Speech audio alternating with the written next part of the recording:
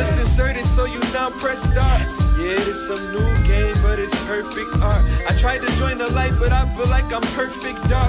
You said you want the style, go visit the wordsmith cart. See if they got an ultra legendary god class package. How many orbs you need to gather just to match my swagger? I ain't never needed Tandy, I'm the cloak and dagger. Tried to elect a new hero, but your vote ain't matter. Silly rabbit, well I guess that mean you stuck with master. Beat him with a golf club, when I stroke they scatter. Anyway, grab the sticks, we got enemies, man. If you a friend of me, I know for sure you love these games. Come and play with me, we control it like how you play with me. Yeah, it's going down. Come and play with me, we control it like Sega Genesis. Yeah, it's going down. Come and play with me, we control it like how you play with me. We gon' hold it down. Come and play with me, we control it like Sega Genesis. Yeah, it's going down. I met Eddie Gordo when I was like 4 years old. He told me train in capoeira so you won't grow old. Study the style cause a game, I would call it a blessing. And if you get it backwards, I'ma strip you naked and take it. I am the one for we, you won't get no next gen. I turn the system into sense of direction. Call me Street Fighter if you from the clan. I sonic boom out the trunk, speakers got them all beguiled. Man, if you got some accolades, then tell me who are you?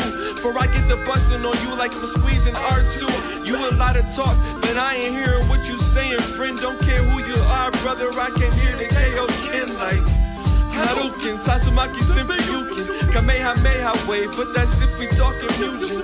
I've been doing this since rival school, streets of rage, bloody roar, power stone, Marvel versus Capcom 2. Come and play with me, we control it like how you play with me. We gon' hold it down.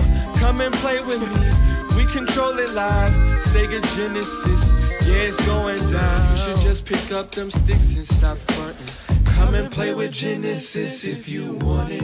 If you ordered ass whoopings, then they coming. You should just pick up them sticks and stop.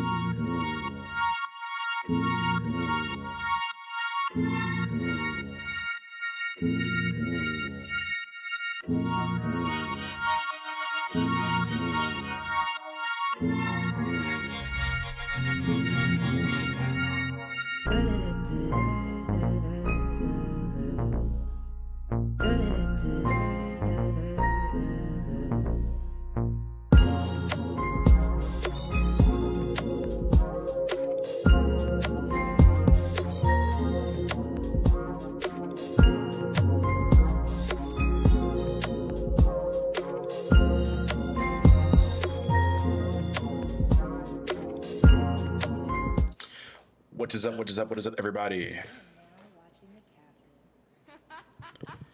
Welcome to episode 65 of the Captain's Lounge. I'm your co-host, Captain Diesel, and I'm joined with my boy JP. Brother, how you feeling? How you doing? Dolly Parton passed away, RIP. Like, a few white women, that's actually was a good, decent person. So, just feeling about that a little bit. But besides that, making it work, brother. So you just opened up your light-skinned ass mouth to remind me of my favorite white lady dying. It was off my mind. I spent all day grieving, and you just brought that shit back on my mind. That's crazy. Well, I just closed my work app, and they were still talking in there. Somebody's like, "Man, RIP." I was like, "I just forgot about this, man. I was purposely wiping this out of my mind." So I had to hear it. So I guess you had to hear it. I guess all you guys had to hear it now. So. Side note, slide a bit to your left. Besides, I'm good. Yeah. Slide a little bit to your left in the camera because you're like off kilter. There you go. One more scooch, if you can. There we go. Y'all, this is gonna be a fun episode. We have a couple of great topics to cover. One topic we've been kind of waiting to get to because shit has been popping off since the last time we brought up stuff from conversation around GTA 6, and there has been a eventful week or two since the last time we covered it. Yeah. But first and foremost, as promised, we are going to kind of do a discussion and a breakdown on the new episode of Lanterns. If you guys are new here, we are going to use every week going forward while the show is running to use the beginning of the show to kind of review and talk about the episode because I'm a Jon Stewart fanboy and I absolutely love the Lantern Corps and just the Lanterns as a whole, especially Jon Stewart. So we're going to break that down. So first and foremost, y'all, let's do like a quick overview of what happened in this episode, right? And again, if this is your first time here, we will get into spoilers. Y'all been warned. I'd like to think that y'all wouldn't click on a video about a breakdown of an episode and not be prepared for spoilers, but just gotta put that out there just in case. We are looking at a situation where we're continuing from last episode where we saw an alien blow himself the fuck up and make a whole commotion in town. But I think more than ever, we're starting to see a situation where this town is a lot more suspect than initially perceived. There's a lot of weird things going on here. It seems almost like a ghost town where people are around but not really around. You see a lot of Hal Jordan kind of like perusing around the town, and like nobody's outside, nobody's in diners. Everybody's just kind of everybody's there but not there at the same time. We see a situation where the town is kind of discussing all the events of the last episode in regards to what the town should do, because they're trying to navigate them or discussing if they should have the town football game or not. Which, again, all this stuff is weird in regards to how this town's operating. They're trying to discuss things, but nobody's around. Continuing forward, and I'm kind of looking at it in the same sense that I looked at the stuff that was going on in Peacemaker season 2, where we saw a town of things going on, like people were inhabiting a town, but people noticed, damn, there ain't no black or brown people anywhere in this town. It's like all white people, and you kind of get that same feeling of like something feels off with with the people of the town. Next to that, in regards to lantern shenanigans, we see a situation in which, again, Hal's about to begin to do more of his investigation, quote unquote. And he realizes that, oh, my lantern battery is getting low. So as we see in a lot of other Green Lantern stuff, we see Hal send John back to his house to go get his lantern battery. Because there's people that may not be familiar with the Green Lantern mythos know, or at least you'll know now, lanterns have a physical battery in which they have to use to recharge their ring. And usually they'll hide this in like a pocket dimension somewhere. There are versions that I've seen where like lanterns can just pull, like the pocket dimension is like they can just open it up whenever and just pull it out wherever they are.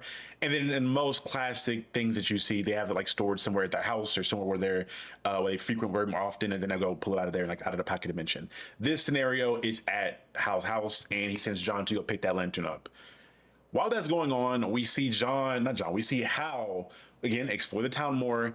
And I really love seeing like the thought process of Hal Jordan as he's going through this stuff, because you see him kind of just like do little weird shit here and there, and you don't know what he's doing or what he's thinking up until the point he starts to talk, and you're like, oh, that's what he was doing. And we essentially see him revisit the football field for like the nth time, where he's kind of like he feels something's off about it.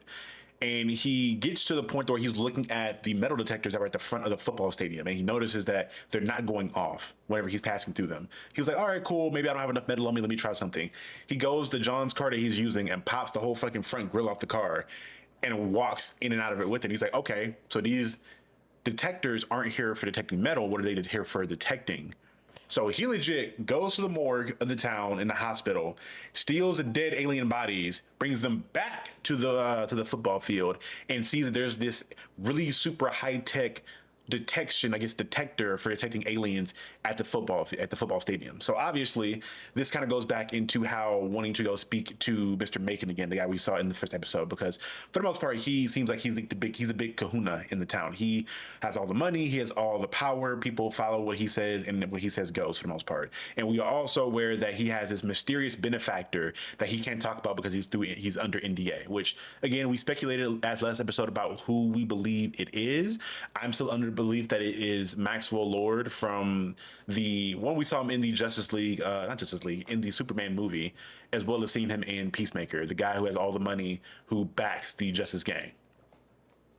I believe it's him, but again, we'll get into more conversation around that probably in future episodes when it gets revealed, more than likely. We see how then kind of go through the situation in which he's poking and prodding at Mr. Macon some more.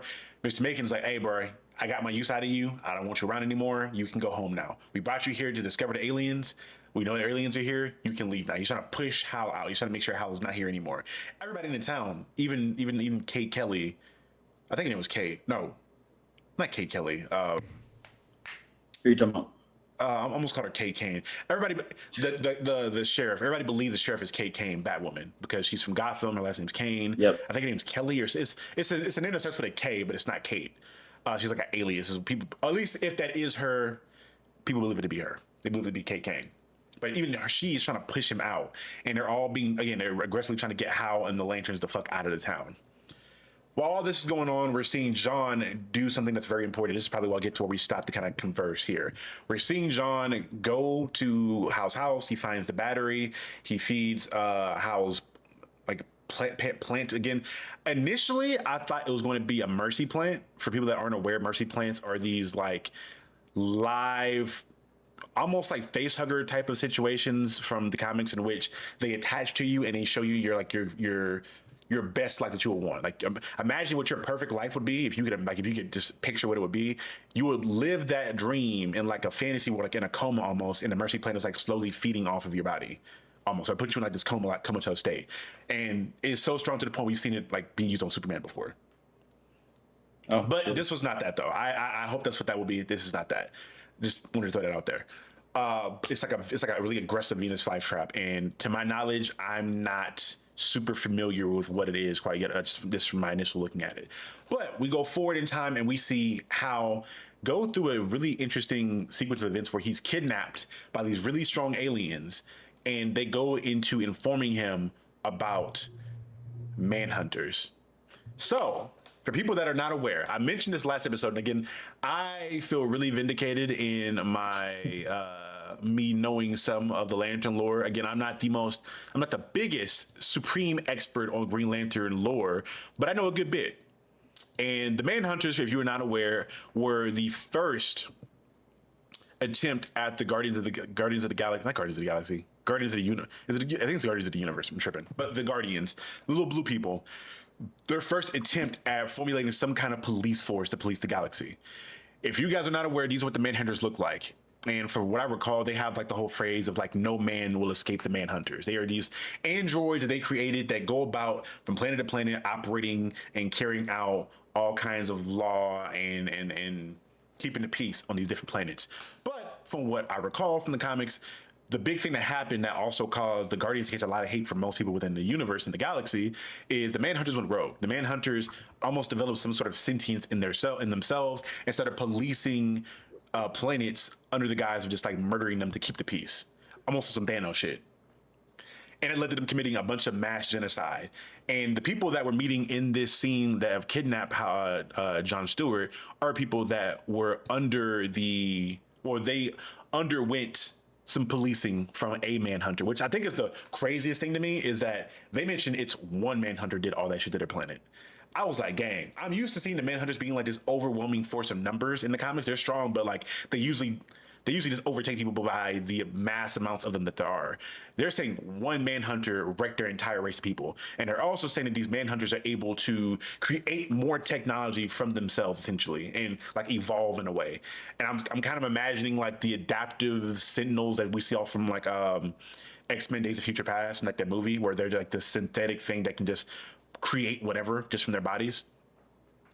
And we're informed that there is a Manhunter that was taken under custody of a Green Lantern on their planet and taken to what was told to them was going to be execution.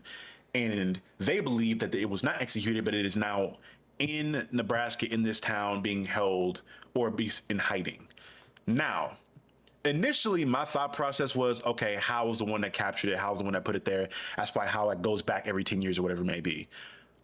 But upon John informing Hal about the whole situation, Hal acts as if he doesn't know anything about it. And we also get to the end of the episode in which he asks Sinestro, we get to see Thal Sinestro for the first time. He asks him about what Manhunters are. So Hal's like very concerned about it because he doesn't know what the fuck they are. But Sinestro does. So before I go on any further in regards to a summary, what was your like initial thought, again, as somebody who is not a massive ball knower of the Lantern lore or the comic stuff, and like hearing about all this for the first time? What were your initial thoughts, Jay? I thought it was good. I will say my first initial thought is I didn't know the Lanterns needed to be recharged. So the whole sort of episode of John going to do that, I just enjoyed that, the idea of like you have to get it charged. It's in this pocket dimension. You have to hide it. I found that really interesting. And yeah, like the Manhunter thing, I guess that's going to be the center sort of mystery, which ties back into the end of the first episode where we see not John, excuse me, we see Hal shot and dead, presumably. It's just like so, but in that same spot at the football field. So I just find it funny that he always has a hunch about that football field. But it seems like that particular time, I guess, like, I mean, I guess his hunch was right, but the outcome wasn't what we expected. So it's just, it keeps on adding to, for me, I'm just excited for what's next. I just want more. I want more about the Green Lanterns. I want more about the constructs, like, you know, John doing the bird thing was really cool. There's just from a casual person, it was a slow burner, but it was just enough to like give me more. I'm just like, damn, I gotta wait a whole another week to watch the next episode. So that was my take. Yeah, I always want to like get your thought process on it, because I know for me as a comic book fan, I was getting tidbits of the lore throughout the entire thing. So I'm eating because I'm just like, oh, okay, so this is what this is what that is. I can speculate based off of this, that, or the third. But from somebody who does not know any of this stuff, it could just seem like over excessive exposition that you're just not giving a fuck about. So I was curious if that was like a solidly paced episode for you in regards to the tidbits that were given out. And we'll get to the John Bird thing here in a minute. But I want to finish out the Manhunter part of the conversation. But you have something to say? Yep. No, I was just saying, what it helped was just Kyle Chandler's just playing the fuck out of this role as Hal Jordan. I know I'm not familiar with what Hal Jordan's supposed to be. I know people say he's not like playing his typical like stuff. He's older and a little grumpier, but like, I don't know, just him trying to interact with this small ass town is really intriguing and really funny to me. Like, I still think it's actually fucking insane that he just went in and was like, yeah, fuck your jurisdiction. I'm just gonna go in and steal these dead bodies and you can go get it scanned. Like, I mean, I think there's a scene later on when John finally gets back where they talk about this idea of white men can just kind of do whatever the hell they want. And that was the example of like white men just like, hey man, I think this is the right thing to do. I have a gut feeling, and because of my gut feeling, I get to do whatever I want because it's the right thing to do. So him going through that and seeing that dilemma, I think that's what kept the pace, and Lace, in my opinion, kept the pace going on his side. Right. So first off, shout out to the chat for everybody that's here and that usually shows up here. Appreciate y'all for pulling up to the stream. Again, if it's your first time here, this is the Captain Lounge. This is what we do every Tuesday, 8 p.m. Eastern. We get in and talk about everything nerdy and how nerd stuff relates into pop culture and all that good stuff. So thank y'all for showing up. And for the people that are regulars now, Elias Cowell, DeAndre Mosley at this point, I think he was here last week as well. So shout out to y'all for pulling back up. Appreciate y'all. And then welcome to Black Akuma, I think. I'm sorry if I'm butchering names. I'm sorry. But I think he's a new face, so he or she is a new face. Appreciate you pulling up. But the Manhunter side of things, right? So now we know that Manhunters exist. We know that they are fucking terrifying, apparently. And we know that there is one that is within this town. Now, the big point of conversation is, who is the Manhunter? Now, for me, putting on my big tinfoil cap here, I feel it's like I know pretty much who it is. Mostly just from like the context clues of not looking at or seeing who wasn't present in trailers or all that stuff, but just from the sake of the plot, I'm pretty confident that it is Zoe Macon, the Indian grandma that got her cheeks beat by John in the first episode. Great news, busted it open. I'm pretty confident that she is the Manhunter from the aspects of, one, she seems to be one of the only, like, she seems really ethereal, I guess, for lack of a better term, where she kind of floats around the town.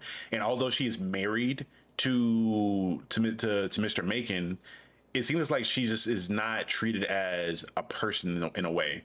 And I think there's also a lot of conversation to be had around the idea of her being a brown woman, because we've already seen race play a factor in the identifier of aliens in this show, where we're looking at the first episode and the alien who was asked about like Obama and your thoughts on Obama and him being a black president or whatever it may be, and how this alien had a very generic viewpoint on who Obama was, and that was a big indicator in that he's an alien. When I look at the conversation that was had this episode between her and John again, she's very much so like she's conversating as if she's a refugee. He's asking her about her relationship with her husband, and she's like, well, he's my husband and I love him. John kind of inquires about like, how do you feel about him being like a weirder individual? She's like, the things that my husband does is weird. The privileges he has as being a white man is very weird, but I love him and I accept it because he gives me somewhere to stay. He gives me money. He gives me protection. She says that he could have picked some other Texas blonde bimbo to be his arm candy, but he chose me. So again, from the way I'm interpreting the conversation, it definitely seems as though she is speaking from the aspect of being a refugee. So my theory is that she was the manhunter that was picked up.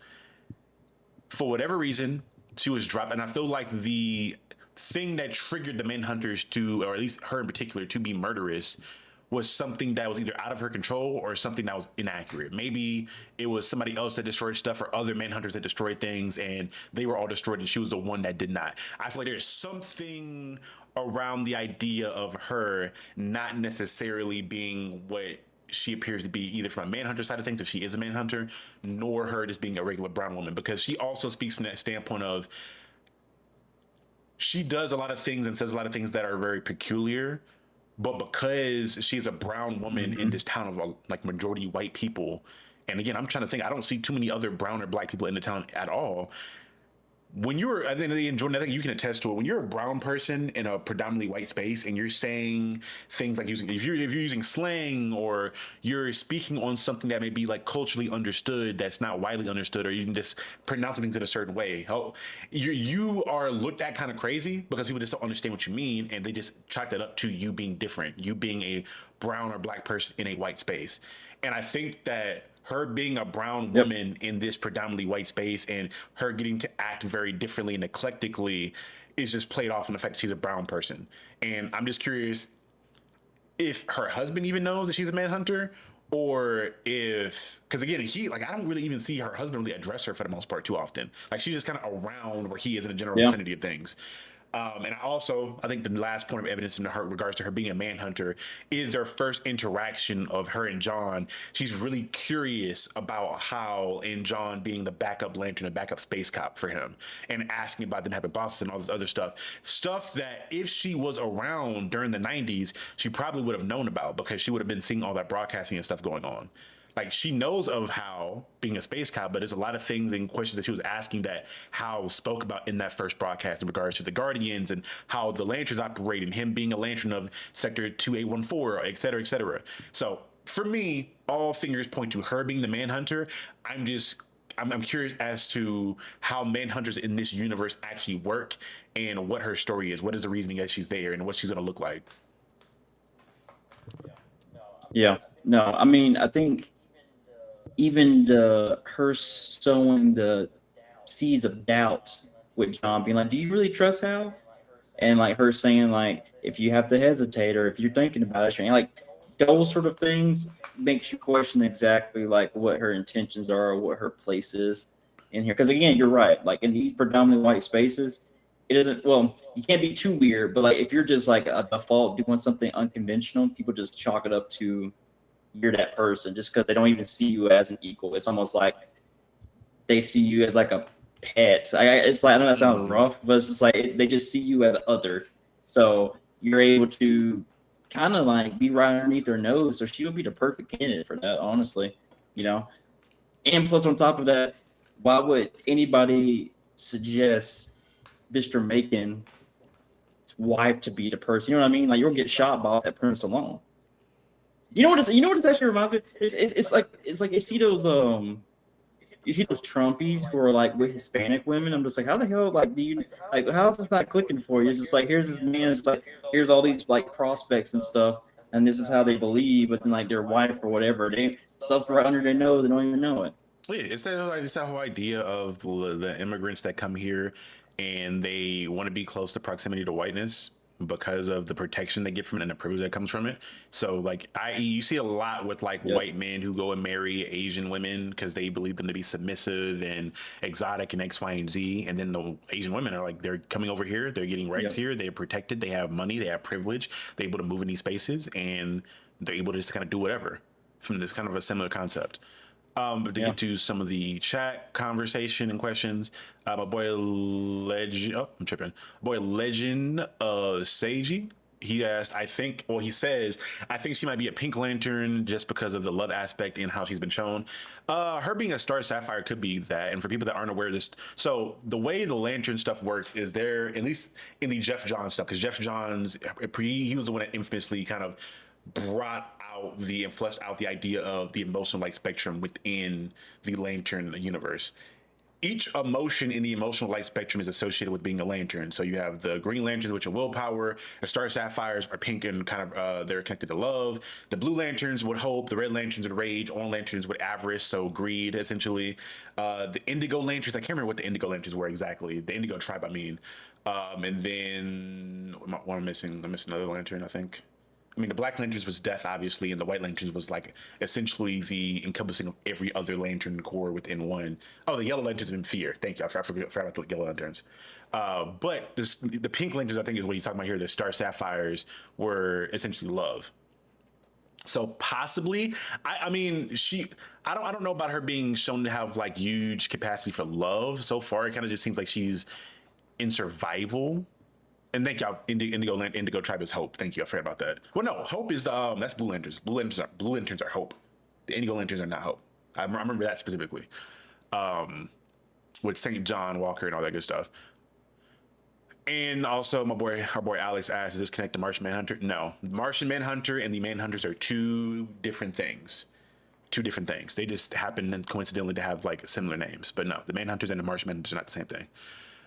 The Martian Manhunter, the Manhunters and Martians, that Martian Manhunter, yeah, they have no connection. They have no connection. I've heard other theories that that Zoe Macon is also Kat Matui, which, if you go by the comic books, Kat Matui was John's wife at one point. She was also the person that trained him to be a Lantern at one point. Well, depending on the version, because I think the OG version, it was Hal that trained him when he first found him. But possibly, I feel like more than likely she's gonna be the Manhunter. Like, you could do a bait and switch and have her be Kat Matui and have her be like a Lantern in hiding, and she's there to kind of like protect or she could be the Lantern that brought the Manhunter there, for all we know. I don't know, but I think I lean towards her being a Manhunter. Yep. I also lean towards her being a Manhunter because it seems as though she is married into the Macon family. Because I look at the sheriff's husband, he is very much so white and does not have a lot of Indian features. And his stepmom or his mom, again, Zoe Macon is a very brown, has a lot of very strong Indian features. And for him to be as white as he is, obviously that's not his biological mom. So she definitely married in later on.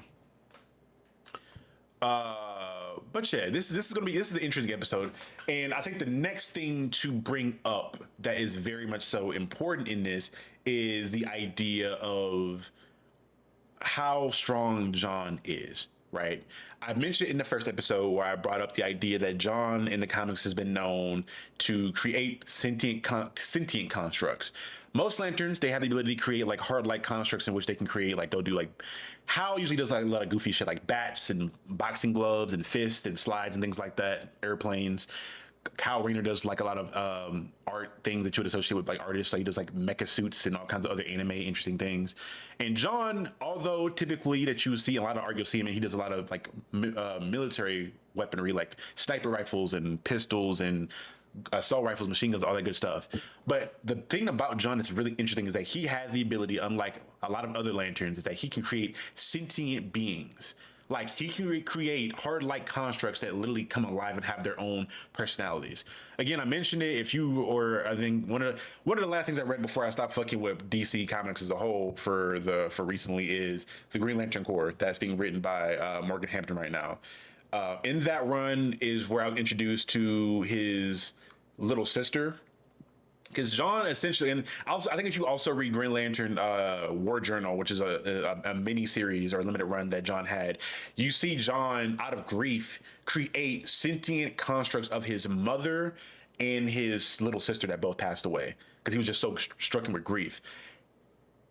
And they were sentient and they were operating and existing outside of the ring. Because usually when a lantern loses like concentration, the construct disappears right away. So if you get knocked out or like hit really hard, it just breaks. John was creating constructs and sentient constructs that lived past him even having to do anything with it. And he's one of the few, I think he may be the only lantern that's been able to do that thus far, to my knowledge. I don't think anybody with a lantern has created like sentient life from their ring, which makes him like, he's strong as shit. And we see it in this episode with him creating a bird, a literal, like a bird that, and this is with him trying to use the idea of flight, trying to like learn how to fly. He creates this little canary or whatever kind of bird you want to say it is. And his bird is following him throughout the entire episode. Even in a situation when he takes the ring off, the construct still exists. even when he's knocked out and loses all consciousness, the ring and the construct and the bird itself still exists and still is operating and following him around.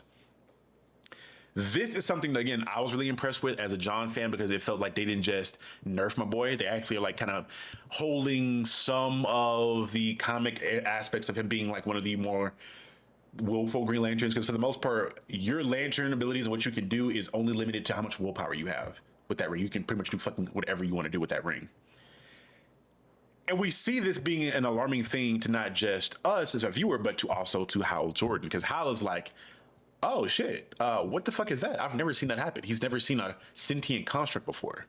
And he's even more worried when he takes the ring off and when he puts the ring back on and he sees that the bird is still around.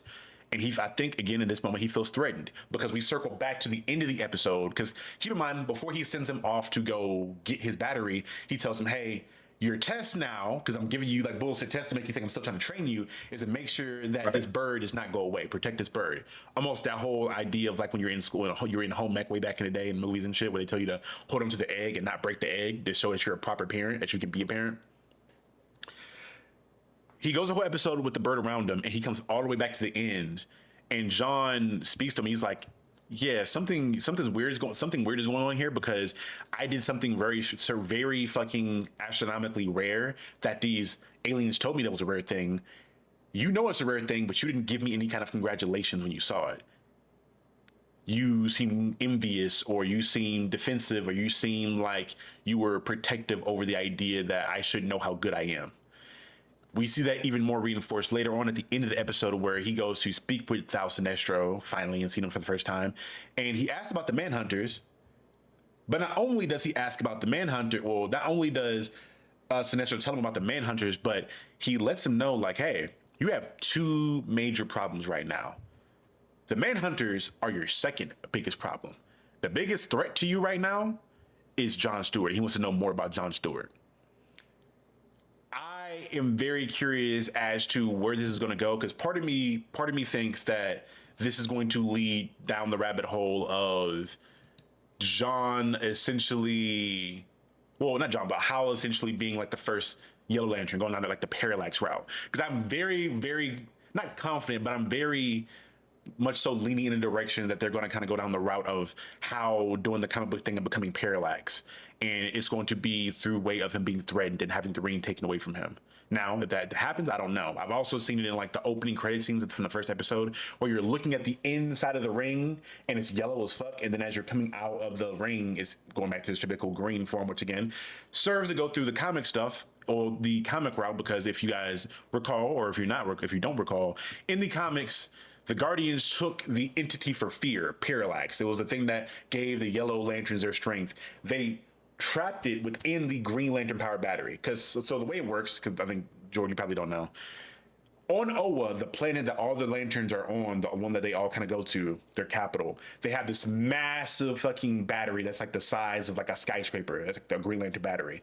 And all lanterns can go back to charge their ring there, or they can use their mini batteries. The Guardians trapped Parallax, the entity of fear, within that large battery on the planet, and it was trapped within that, and they kept it prisoned there. So the entity was able to kind of like worm its way into all the other lanterns using their rings and kind of like fuck with them over time. And it got to Hal Jordan and possessed him, which I think it was a retcon thing that Jeff Johns wrote in, because initially it was just like Hal just becoming a villain and naming himself Parallax for whatever reason.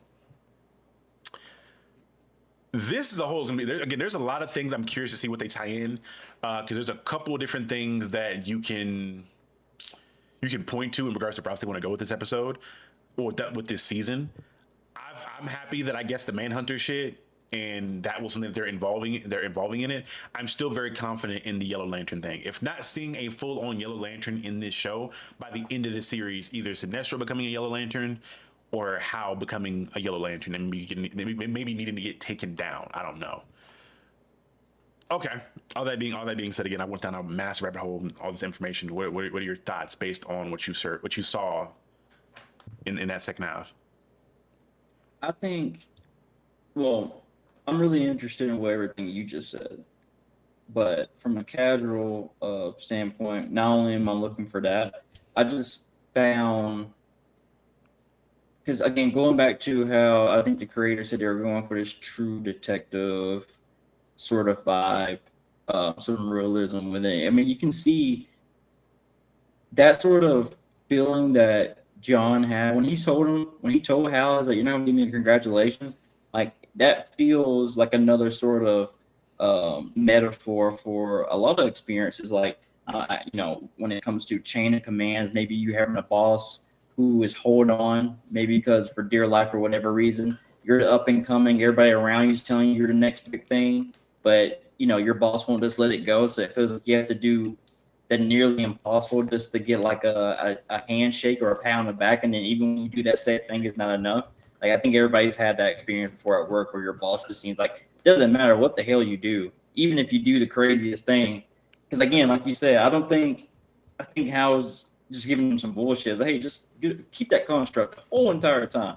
Like the moment for me, and I don't even know about the willpower that John had, like you said in the comics, but again, the moment that the nigga felt the experience of those aliens that capture him lose their entire species and he still didn't drop the construct, I'm like, yeah, this nigga's on one. This nigga's OD. So that was really interesting to me. But also, like you said, at the very end, him asking about the Manhunters, Celestro feeling like, well, I guess my question is like, when he said there's two threats, and then let's talk about Jon Stewart, I assume he's saying like he's threatening your position as the one who protects this sector, right? I assume that's what he means. That would be my best guess. So like, it's just gonna, because like I don't see any other reason why that would be the case. But yeah, no, it's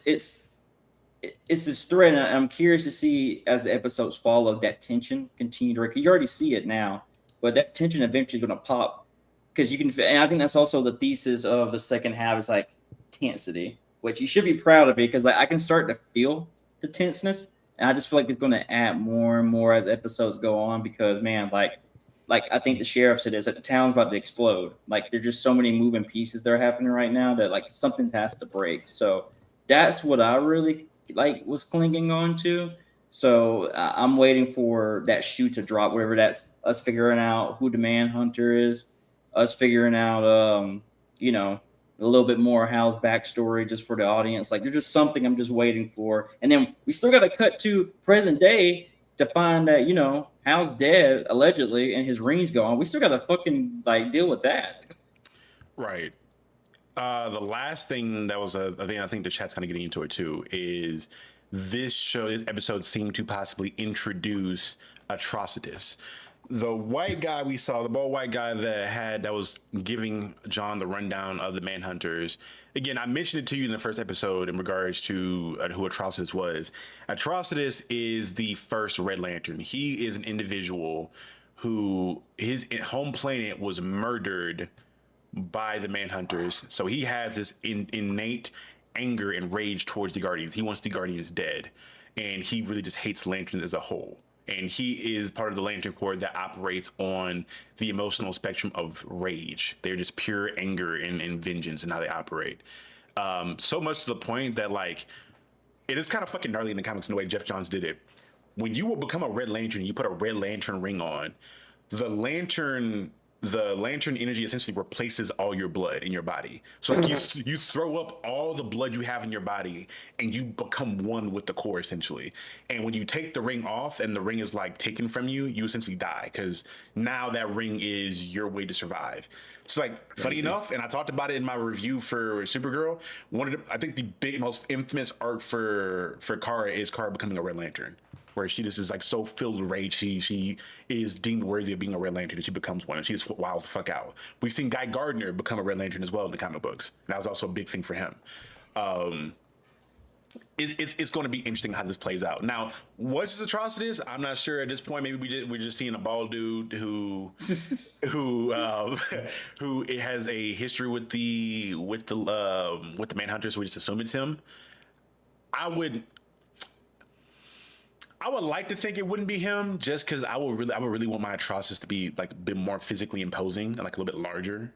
But again, we don't know what these aliens actually look like underneath the guise of being humans and whatnot. So maybe he is bigger. Right. I'm not sure. But again, this is one of those situations where the show is doing an amazing job at showcasing things from a standpoint in which the casual fan can follow along with the lore, but also dropping in so many little gems that if you're a hardcore comic fan, you can just speculate and take so much away from everything going on as well.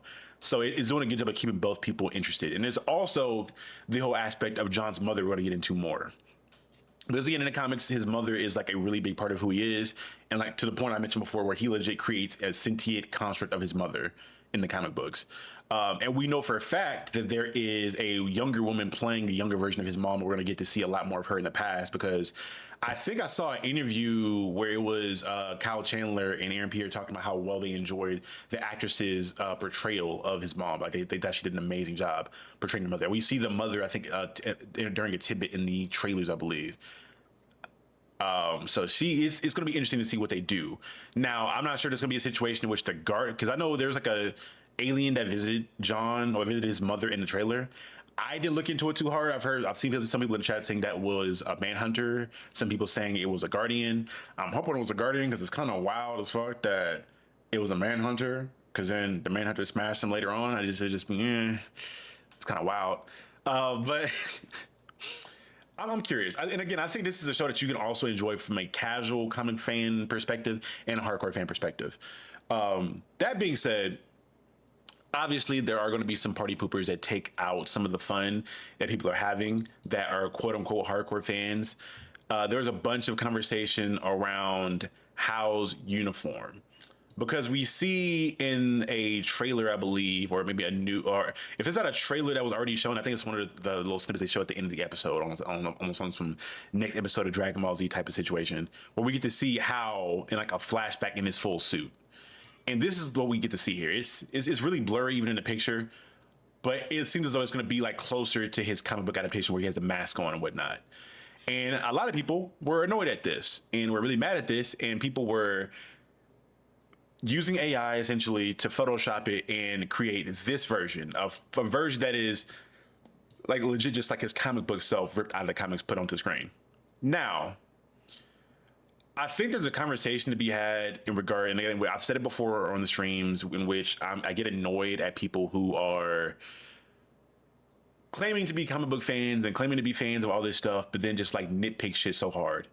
Because when I look at this conversation in particular, it annoys me because I have been a viewer of the MCU for 10 plus years, and I've seen infinite amounts or versions of the suits that all these people have had.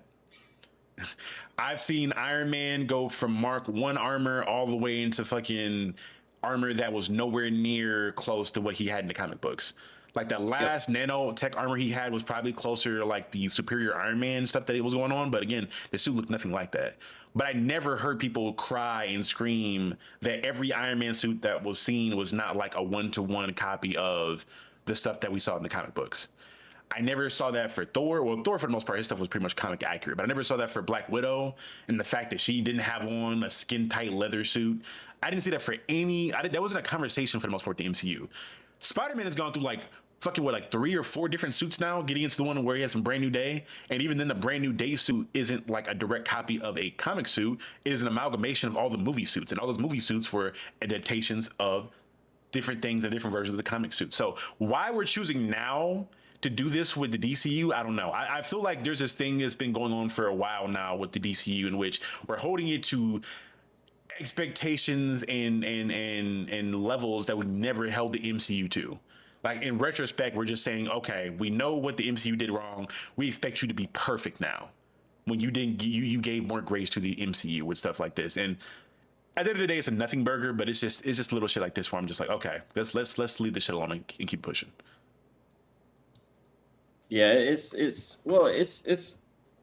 I mean, you just said it, but it leads to a bigger thing, and we've seen people do this with Supergirl, being like, oh, it's trash, or I think the running gag is there was a picture on Threads of the upcoming Marvel projects with the upcoming DC project, and somebody was like, man, if I was a DC fan, I would hate this, man. Marvel's is winning so hard right now. I'm just like, it's again, you're comparing a almost 20-year franchise over somebody who's historically, this franchise has gone up and down, and probably their only consistent movie in the last 20 years has been Batman. So yes, like I would trust the nigga who was from the MCU and made one of the best trilogies. We talked about this last week to world build. I think how he's doing this is perfect. Like he's not shoving anything down. Like everything feels natural. Like when the sheriff says she's from Gotham, that didn't feel like a oh man, Batman. Like, do y'all niggas not remember Batman versus Superman? Like, if you really think like this world building thing is not your vibe, like, please go watch that movie again.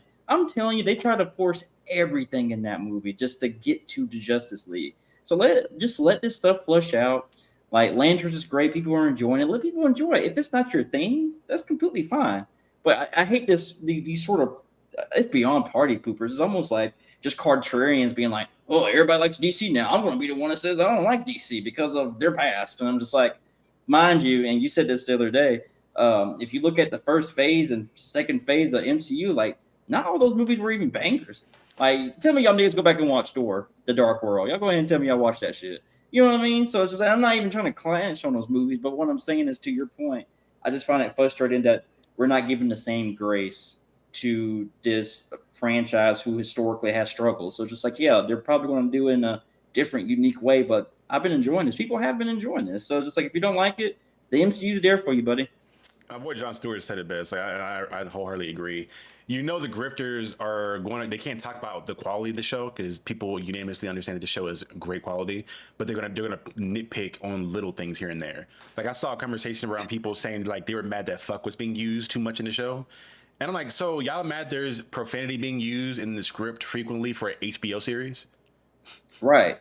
Mind you though, if that wasn't in there, it'd be like, man, what happened to treating us like adult? Like it's always going to be something, man. I promise. You know what's crazy? Actually, this just came into my mouth. These are the same niggas that are making fun of Superman's suit for being too comic book and goofy. These same niggas that said that. You can't please everybody, bro. People gonna find something to complain about. Honestly, again, even with the suit thing, I think my fun theory is that because again, I'm looking at like how they're gonna separate John and show that John is very much so capable, and how they're gonna separate him from Guy and from Hal. For the most part, we've seen Hal and Guy both have to have like uniforms on for their suits. I think John is gonna be the first one to like create his suit through the construct, because usually in the comic books, Lantern suits are a thing that's created from the construct. They put the ring on, and the ring they formulate their own suit through the ring itself. So I feel like that's going to be John. Like he's going to be the first one to do so. Now, will be skin tight like you're used to seeing? Maybe not, but I do think that's where we're going to go in this route, where he'll create his uniform through that and not be like a physical uniform he has to carry around. Well, I think that'd be a cool way to separate them, but we'll see how that goes. But all in all, I think the show is great. And funny enough, for people that were complaining, because I know like the biggest thing people were crying about was like, we're not getting to the Justice League fast enough. It's already been like announced for the second Superman movie. We're not just going to see Superman. We're going to see all the gallery that we've seen already in regards to Hawkgirl, Mr. Terrific, Guy Gardner. But Jon Stewart's going to be in that movie. And there's also there's like, I can't remember the actress's name, but there's been an actress that's being cast in the film and we don't know who she is. And there's been pictures of her like training and shit. If she is Wonder Woman, and we end up going into the second Superman movie, we get 2 Green Lanterns, Mr. Terrific, Hawkgirl, and a Wonder Woman, and the only thing we're missing at this point is like Batman. Is Batman, maybe a Martian Manhunter. I'm like, if we get the Justice League in this second Superman movie, I need to shut up. Because that means within 3 years, we got the Justice League. When the MCU went, what, fucking 5 maybe? Because Avengers 1 came out, what, 2013, 2012 maybe, I think? Yeah, 2012, and then Iron Man came out, what, 08? So that's what I'm saying. Gang, what are we doing here? What are we doing? At this point, we know that Batman exists in this world because we've seen the silhouette in the Creature Commandos, and we know that the Creature Commandos takes place after. I know it's going to take place after this Clayface movie, because the Clayface we're seeing is the Clayface we saw in Creature Commandos, from what I recall. So, again, I'm excited. And then Jon Stewart. I know for a fact that I've seen James Gunn talk about how he's using Blue Beetle. He's using the Blue Beetle movie is being kept. Now, will they allude to everything from that movie being canon and being around? I don't know, but I know they're keeping the actor and they're gonna keep that version of the Blue Beetle. And honestly, I think they still may be going around with the idea that Booster Gold may be in the next movie as well, because I've seen Gunn in post, like he wanted, because usually when people like put up bullshit on the timeline, he'll kind of shoot back with like evidence of things that took place in the comics in regards to this one in particular was in regards to tone, because people felt like there couldn't be any tonal consistency within DC with the DCU. They were mad that like some shows were goofy and some shows were more serious. And then this nigga James Gunn ran down a timeline with 15 different comics that were like horror comics and then goofy comics, and Booster Gold was one of those. I've seen Gunn post Booster Gold like multiple times, so I feel like Booster Gold is going to be like coming into the DCU down the line, which would be cool because I don't know what they're going to do with him, but I think he's a blank canvas that you can play around with. They said Dixon is going to be in Woman of Tomorrow. I didn't see that confirmed anywhere, but that'd be cool. I know I saw Gunn have dinner with Tiana Taylor like a year or two ago. Yeah, I remember that. I made like a whole video around that. So maybe she's the I don't know, maybe. It'd be cool to see. I'd be happy to see Mari in the DCU. But yeah, that for the most part is this episode of Lanterns. I'm excited to see what they do next. For the next episode, I think the next episode is more likely going to be the flashback episode where we get to see a lot more of John's mom. And I'm curious as to how much of how we're going to see as honestly, I'm pretty confident it's going to be that, because with the pictures of like the historical shit happening, seeing John in his prime, and then also knowing that his John's mom was a big part of the show, I think this will be that episode, like the 1996 focused episode, if not a little bit before then. And seeing what that looks like. Well, probably before 96, because John will be a baby probably more than likely. So it'll be like the 80s maybe. So we get to see that. I'm curious as to what's going to happen here, and honestly really curious as to like what has kind of skewed how. Because we talked about it in the first stream prior, that this version of Hal Jordan seems very much so jaded. Like something happened to traumatize him to kind of make him have a jaded view of being a Lantern in the role, and him not wanting to see the Guardians either, because he doesn't want to report to the Guardians either directly for whatever reason. And we also know that one of the Guardians was murdered by a Sinestro in this universe before he got stopped. So a lot of stuff to be revealed, a lot of mystery that's been set up. I'm excited to see what it's gonna look like. Same here, buddy. Happy to be on the ride. Moving into topic number 2. Crazy ass topic. Y'all, if y'all have been here for the last month, or hell, a couple months at this point, y'all have seen us discuss the stuff that's been going on with Rockstar and GTA 6. We've given our thoughts in regards to what it could do to harm the gaming industry as a whole. We've given our thoughts as to their practices that were very much so predatory and anti-consumer in a lot of different aspects. And a lot of the recent conversation I was seeing around was really spawned from like 2K coming back around as well, of there being a Sony boycott that people were having in regards to people wanting to, for a week, have a boycott where they were asking people to not sign into PlayStation, not play anything. And you saw a bunch of niggas like, bro, I bought 2K, bro. 2K dropping, I ain't playing my shit. I bought this game. You ain't gonna tell me what the fuck to do with my game. Again, people that are ball and gun gamers getting really aggressive around that shit of like people are demanding them to not log in. But I think it's more so that conversation of like, they don't want to feel like they are doing something wrong by playing the game.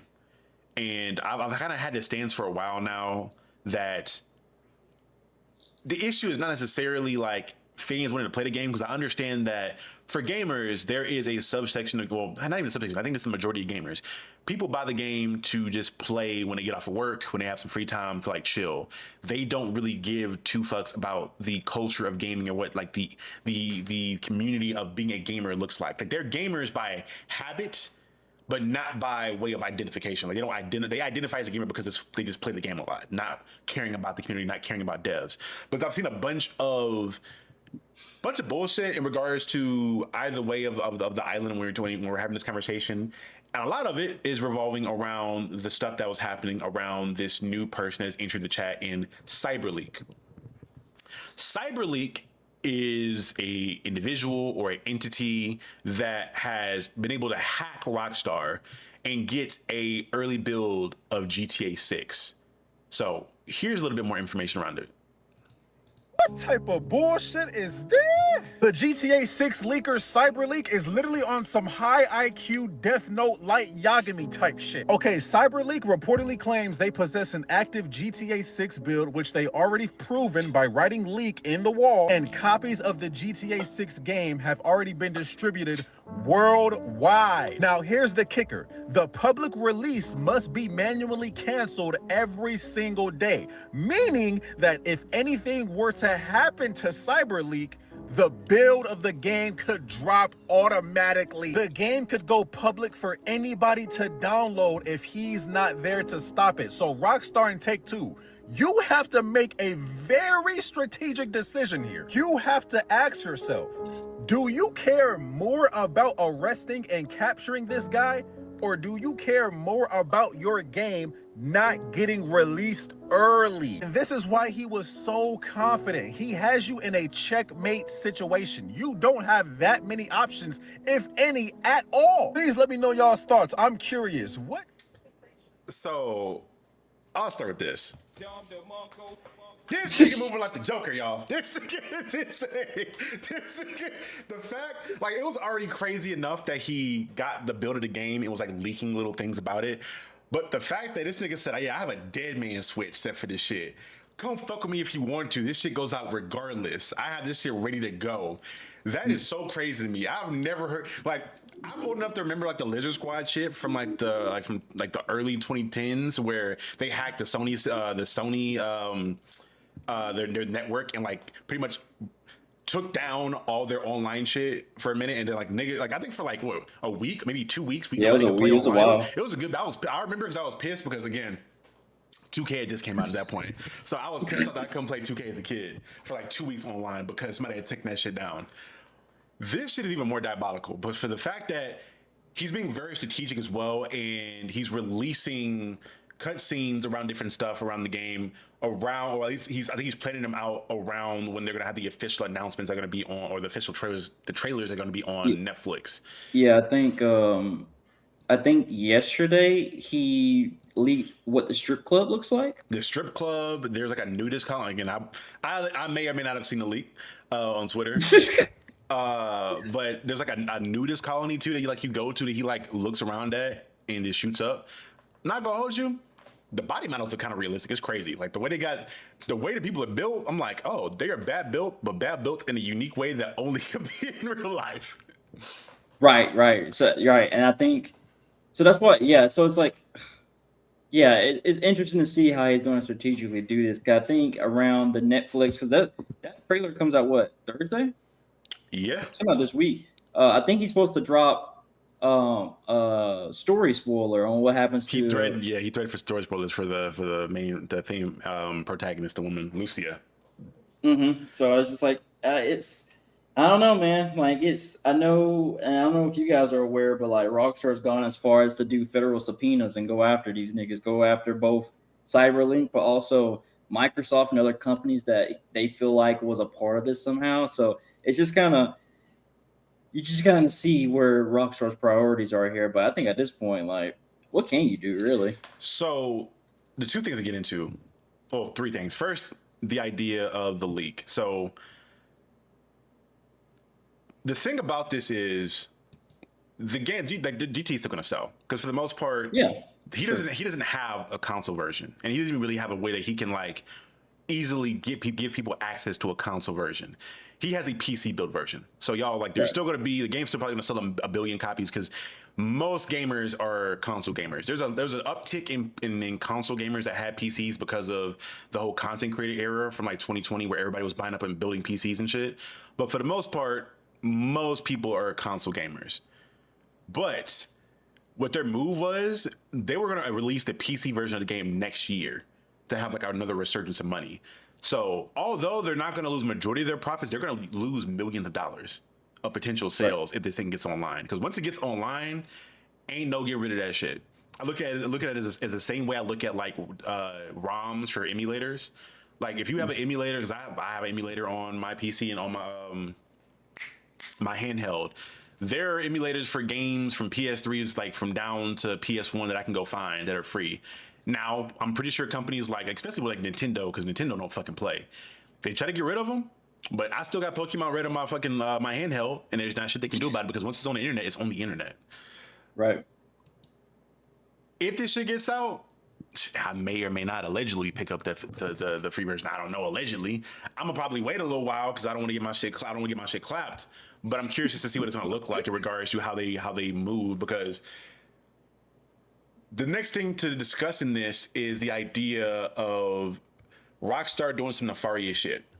Not only are we in a situation in which they are moving in ways that are anti-consumer and being very predatory in regards to hiding trailers behind paywalls, behind hiding things that are already on the disc and parts of the main game behind $100 additional thing.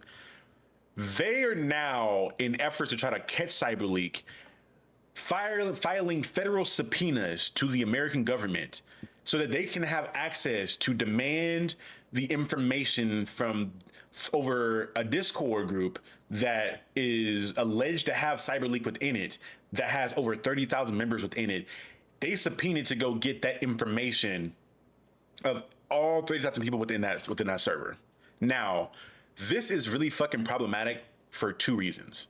First and foremost, the fact that a company, a billion-dollar corporation, can move in a way that is emulating a federal body is crazy to me. They are doing shit only the FBI and the CIA can do. Because initially I thought, okay, they're just filing a federal investigation. They're asking the FBI to come through and like take this shit serious and find this individual, which I'm like, okay, it makes sense. The FBI will go do their thing. That's what they do. But they are asking for the ability to demand information from Discord, which they have, for their own private investigation. That, in my mind, is some shit that should never happen. You should never have a corporation that has money that has the ability and the power to act as if though they are a member of the federal government. They should not have that much fucking power. Maybe they can ask Discord, like, hey, can you help us find out who is doing this stuff? They can ask, but the fact that they can by law demand is just fucking crazy. This is fucking crazy. Yeah, it's just like, and I don't know what CyberLink intentions are. I really don't. But based off what he showed up to this point, he seems like he cares in some degree to the consumer. He wants physical copies back. He wants like acknowledgement of like where the gaming industry is and Rockstar's like part in it. Like, it doesn't also dawn on me, you know, Rockstar's still going through the union stuff right now. So it's just like, it kind of blows my mind that their biggest priority is like, yeah, we got to track this one guy down so we can make sure we don't lose. Instead of us making $1 billion, we're going to make like, you know, we're going to lose a couple million. It's like this game is projected and they're banking on this. This is supposed to be the most profitable entertainment piece ever. Like any piece. Like I think GTA 5 is like up there with the most, like if you add movies, TV shows, games, like GTA 5 was that. And you know, gaming in itself is the most profitable form of like not even just entertainment, like it's up there with like oil money. Like that's video games make like damn near oil money. That's how it is. Right. That's how much money video games make and the gaming industry makes. And you have a game that's been waiting for 13 years that you invested so much money into. Like they're gonna, in the grand scheme of things, they're going to make more than like what they put into 100 times over. But it's a simple fact they want to make more, and the fact they're like, because you said like this game is only exclusively coming out for console for a whole year. So it's just like they're actually only doing this for future profits. They're only scared about future profits. That's the craziest thing. So it's just like, do you think an average nigga that I like in the hood is going to be like, yeah, if they didn't have a PC, they're going to go find a PC. They're going to download on their computer, figure out where it is. Like an average consumer don't have the time to do all that. They just want to pick up the game and play. So like they're going to lose money, but just the fact that they feel like even if they lose just a little bit, it's enough for them to do a federal subpoena is insane. Instead of just like, I don't know, be like, hey, you want to leak that stuff? Cool. We're already going to make our money. Let's focus on, I don't know, making sure the devs have what they need for when this gets released. It's just like, it seems like their priorities are just wrong here. And real quick, I want to say thank you. Just announced the chat. The Culture Made channel. Appreciate you, brother. Just wanted to say what's happening, Dojo, and people's in the chat. Keep the Dojo going up, Young Sensei. I appreciate you, brother. Thank you so much. And we're happy to see a new face. Funny enough, you never realize when you're doing content, like how many people like be watching you on a week to week, but just never comment that often or never catch the show live. So appreciate it. Appreciate it. The next thing though, I think the second reason why this is a big issue is the fact that now they have all this personal information stored on their own shit. But obviously, if they had their most expensive fucking asset get leaked and get stolen from them, who is to say that your fucking personal information can't easily be taken now too? Right. So now you have a company that's already shown that they don't have the ability to hold their own shit. Now they have 30,000 people's information just stored on their shit now that they can just get taken from them and now get fucking leaked. Now your information is out there. That's why this is the issue. And and the thing I need people to understand, and the thing that's angering me is we gotta stop. We gotta stop glocking and glucking these corporations. Pop it out your mouth! Pop it out! Fuck! Nigga, pop it out! We gotta stop. I've seen people trying to move along the standpoint of, because CyberLeak is asking for a crypto coin for more leaks or for voting on what is going to leak, people are like, well, that's outright horrible and it shouldn't happen. And I need people to understand the world is not black and white. You can have a good person do bad things. You can have a bad person do good things. I don't agree wholeheartedly in what Buddy's doing. I love to see a corporation squirm and a corporation that's being predatory and do some fucked up shit get fucked. But I can acknowledge, like, him doing a crypto scam is bad, but he's also doing some positive shit. I can acknowledge that. That is a fact of the matter. So that, like, him having, and it's like the whataboutisms that you tend to see, like, because one person does something bad, like, because you saw it a lot with MLK, right? Where the FBI was like tapping his phones and they were like, oh, well, he was cheating on his wife. Okay, let's say he was. Is that supposed to take away from the fucking all the shit he did to help get rights for black people as a whole for generations to come? Like, yeah, the nigga went and got some side coochie. Horrible thing to do. But he did some amazing things that were beneficial for generations to go forward. I don't understand why there's this whole thing of like, because he's doing this one bad thing, everything's bad. And then on top of that, you're seeing a situation in which people are glucking this corporation further. I saw a post where a guy was like, Rockstar does not owe you anything. They have the right to do whatever they want to do with their product. They can have microtransactions. They can hide things behind a paywall, blah, blah, blah, blah. Again, just bouncing on it, like doing tricks on it, going crazy. Bouncing on it like they fucking life depends on it. Yeah. And I'm like, why are you defending a corporation this hard? Because some people do it for 2K. Well, they were like, well, 2K better now, so da-da-da. I'm like, gang. Again, not saying you can't buy 2K, but probably have some self-control and not spend. Because I remember seeing a post where people were like fucking, like they were leaking how much they spent in like a year in 2K, and it was like in the $20,000 and $50,000 range of like just buying VC on VC on VC. Nigga, I saw somebody pre-order VC for this 2K that's coming out tomorrow.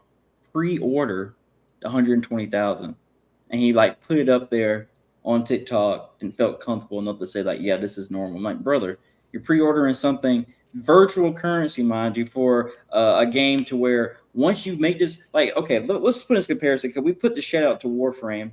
By the way, if anybody wants to join Warframe, we're on there all the time.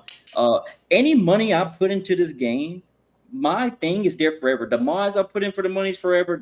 All that stuff is permanent. Everything you do in 2K, it is gone the next year. So that money that Charlie just talking about, that they spend, all these people spend, is gone. And people just do it every single year. Hell, I used to do it not as much as they did, but like I put enough money into it to where reasonably, like I put well over, probably, if you add the game's value plus the VC I spent, probably spent over $200. But that's still insane because it's just like I'm never going to see that again. So the fact that we're still in this idea of like defending them, this style, this strategy, it's just like kind of blows my mind. You can acknowledge, like, and this goes back to what we've just been talking about. You can acknowledge that you enjoy the game, but also acknowledge that Take-Two is predatory as fuck. And I want to say this too. I'm not going to be hypocrite and say like I never played 2K. I never saw the That's what I'm saying. Like, I did that. Honestly, I would advise people to do what I did for 2K. Even as a nigga that I would maximum have 5 builds that would like to have a player at each position. What I would do, game drops, I buy enough VC to get my player to like an 80, maybe an 85, and I play my career enough to get the VC from my career and then use that VC to go into my player. And when I made new players after I played hours on hours and hours and built up enough VC to put into a new player. So I will play the game to earn shit to make a new player in the game. Even if it gets to the point where I got a little bit older, where I had a job where I could throw like more like 40, 50 bucks at the game, by the end of the year, I probably spent no more than like the game. Maybe it's like 60, 70, depending on what year it is. I'll maybe spend $300 over the course of an entire year of 2K, and that's me playing hours upon hours. That's fine. If people all did that, I think 2K would be a lot better, because the game, they would have to, I don't know, like, to put this into perspective, y'all, there are people, like I said before, that are spending thousands of dollars on VC in the game. If everybody went from spending thousands of dollars to only a couple $100s, they would have to rapidly try to figure out why the fuck are people spending less money in the game, and things would improve. Now, people are going to the extreme saying don't buy the game at all. I would probably say that too, but again, maybe I'll probably buy the game like fucking December or whatever it may be. Because more than likely, I'm probably waiting for my homeboy Stan to fucking beg me to come back and play the game. Because last year, he just bought the game for me outright because he wanted me to play it so bad. And he just bought me the game. And again, I'm a basketball fan, so at some point I may pick the game up. But I'm not spending hundreds upon hundreds of dollars on the fucking game. But if everybody only spent like $300 within the course of the entire year, I think that's fine. $300 on a game that you're going to get hours of entertainment out of, I think that's fine. I think you're getting your money's worth at that point. And it's also a way that you can show 2K that they should look to improve things in the game. But you just spending thousands of dollars out the gate, you not having any self-control, just like jumping down and just also not demanding more. Like, I think that's the big thing too. Like, people will take you demanding more out of a corporation as you like crying or begging. And again, I've seen this somewhere before very closely. When you ask for more, people claim that you're begging and pleading for something when it's something you should have the right to as a consumer. You should hold these companies accountable. Now, how that ties back into Take-Two in GTA, again, y'all, we're not saying don't buy GTA. Again, I'll probably play it and buy it at some point. I have other games that I think are higher on my tier list, like Phantom Blade Zero or fucking Blood of the Dawnwalker, games that are made by smaller studios that seem to care a lot more about their games, and they're just more of a style of game that I tend to play in general. They get my priority. And after a couple months, when I've beaten those games and I've got my fill out of those games, I'll probably be like, you know what? Let me see what 2K hitting on. Let me see what GTA hitting on. Or if my boy is like in 2 months, like, hey, bro, I'm on 2K. I want to get a squad going. None of the niggas I'm playing with, they're good. They suck. Come on, bro. Help me. I need a big man. Or I'm like, you know what? Stan, I've been rocking with you for the longest time. I got you. I'm going to go pick up 2K. We'll get a player together, and it is what it is. But yeah, I'll ask to have self-control. And the thing that kills me the most, especially in this conversation or in the GTA conversation, is people trying to use not only the idea of the crypto scam stuff to be like, oh, this is why this is bad, but they're also saying, oh, well, this hurts the devs because the devs are getting an unfinished version of the game out there. Shut the fuck up. Shut the fuck up, because y'all niggas don't care about devs. Y'all niggas only ever bring up devs when you want to use that shit as a shield. Because when there's conversations around Rockstar union busting and not accepting the GTA devs union, y'all did not say a motherfucking thing about it. Hey, you know what it sounds like to me? You know what it reminds me of?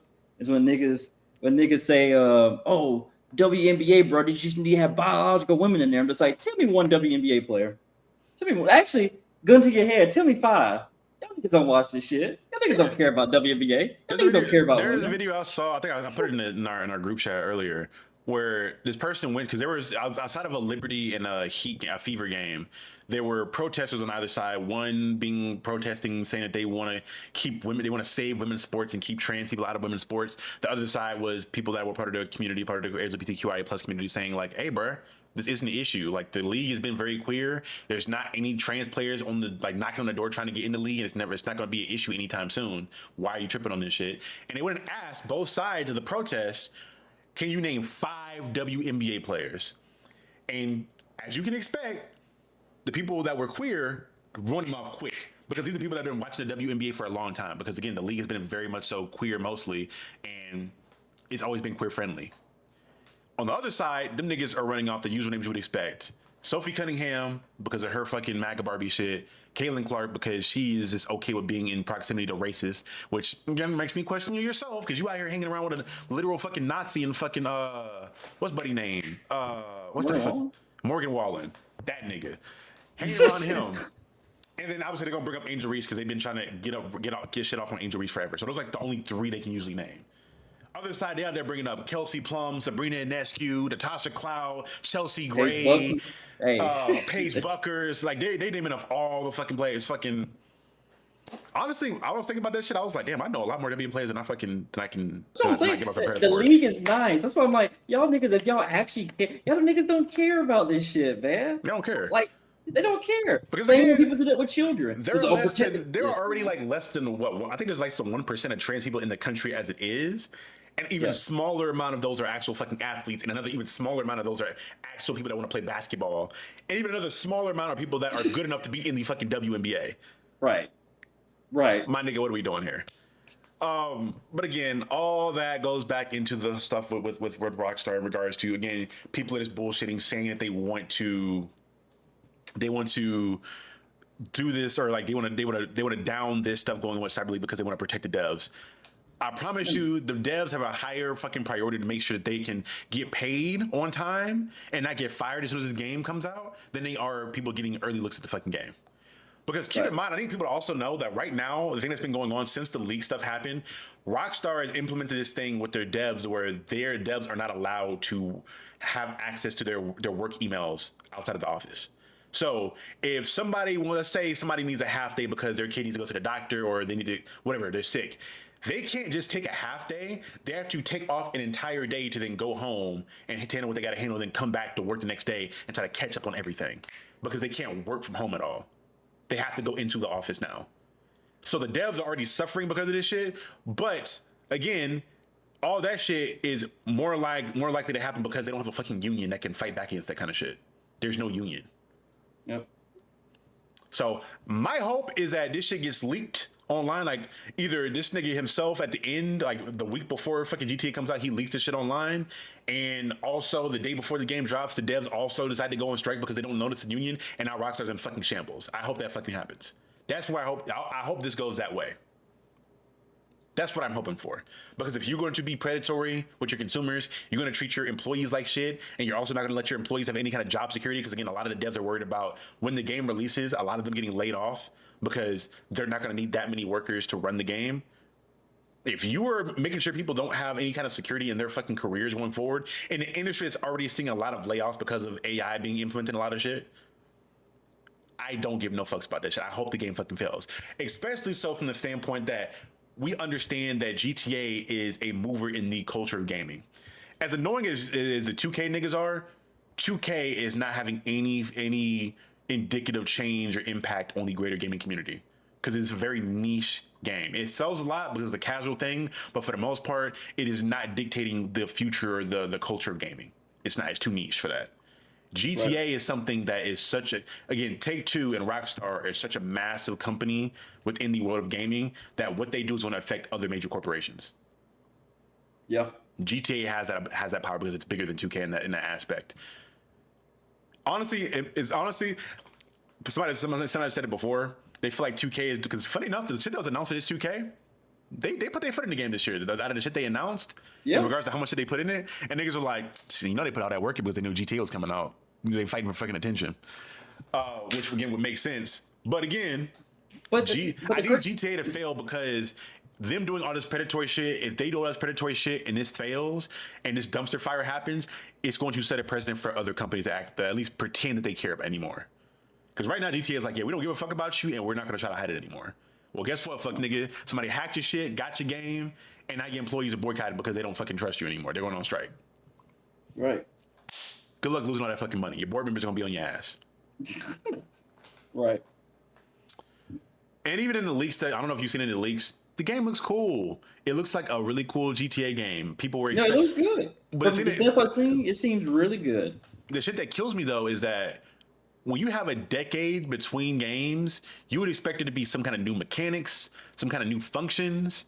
Gang, this is just they could have made this game 2 years after GTA 5. But because they were making millions of dollars on shark cards, they decided, no, we're just going to keep this shit pushing.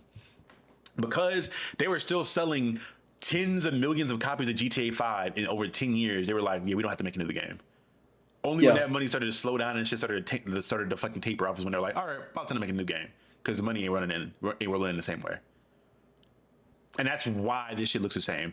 They increased graphic fidelity. Obviously, the game looks prettier, which is cool to see, and it'll probably look even better on PC when that shit looks on my PC. But brother, this game is nothing innovative. This game is nothing new, and it should be. It should be. For 10 to 15 years of a fucking development cycle, this shit should have some kind of at least one new major feature that's like in the gameplay, whether it be like shooting mechanics or movement mechanics. Something should have been new about this game. Yeah. The only thing I could think of is I don't know if Cyberlink's build is the latest one, but I would assume nothing's changed. And like even if it was a 2025 version, that's probably the version they were going to have anyway. Mm-hmm. So, and that's not me trying to slam the devs. It's just kind of like you would think like there's something there. Maybe the jiggle physics in the strip club is the new revolutionary thing. They was jiggling. They can twerk for shit though. All the videos in the other strippers motion cap twerking. I'm like, for y'all to do all that motion cap and for these cheeks to be this realistic, y'all really can't throw no ass in here for real. This supposed to be a strip club in Miami too. In Miami. Like, y'all can't throw no cheeks. That's crazy, bro. They might have to do a patch update for that. Probably they'll have to bring in fucking the twerk team. Twerk. They gotta bring in the twerk team. They come out of retirement. They come to like mocap twerking for the game. Oh, John Stewart, GTA 5. Let me look this up. GTA 5 was making ridiculous amounts of money. Let me see how much. I don't because I think it's a public record with regards to how much they made. It is public. I see the number here. I'll let you see it first.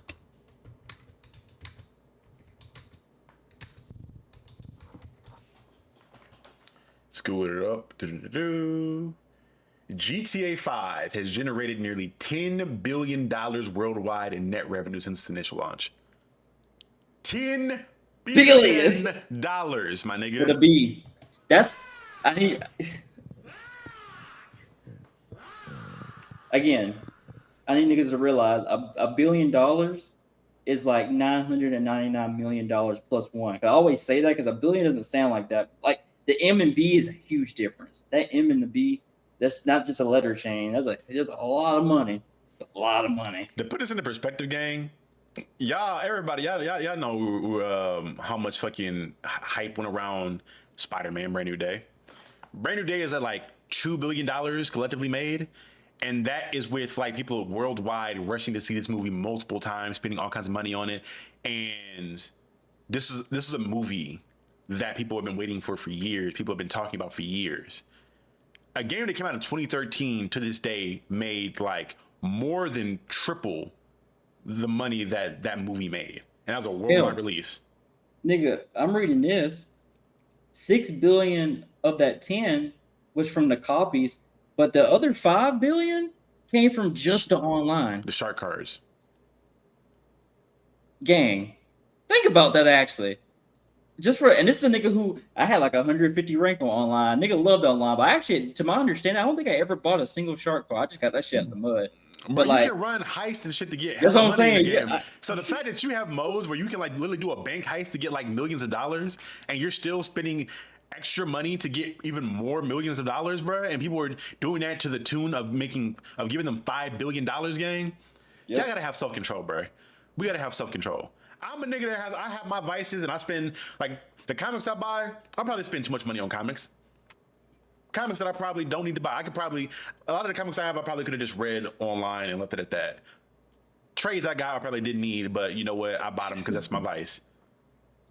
But nigga, never to the tune of thousands of fucking dollars. Well, never to the tune of thousands of dollars. I ain't spend that much money on comics this past year. Let me chill out. Let me chill.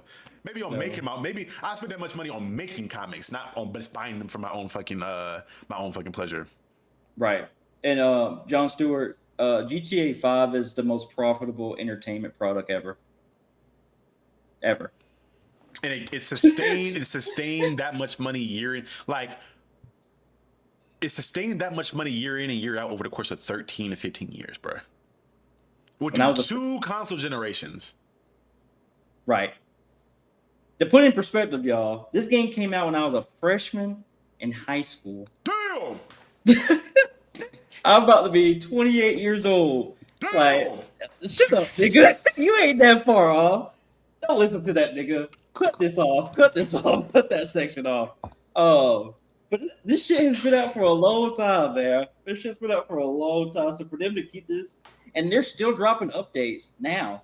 I think they just dropped the heist a month or two ago. I saw TikToks of niggas being like, "Let me come out of retirement, bro. Let me get back in the heist." They still niggas still spending shark cards. So I'm just like, Spending yeah, shark cards for a DLC where you're stealing money, nigga.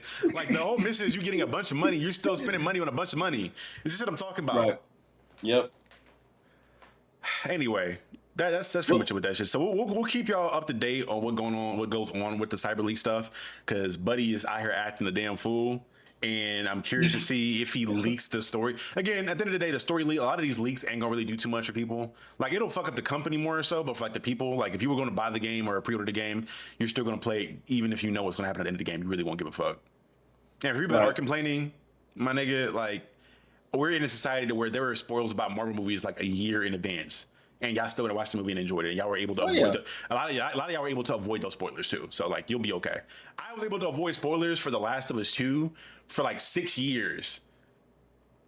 And, Damn, really? Bruh, this last year I played The Last of Us 2 for the first time and avoided spoilers. So the only thing I knew is that Joel died. That's the only thing I knew. But as far as the game, I avoided all spoilers for that fucking game. Yeah, that's crazy. So yeah, I mean, I just and that's the nigga that's the nigga who's like doing content on the internet and shit. Yeah. But yeah.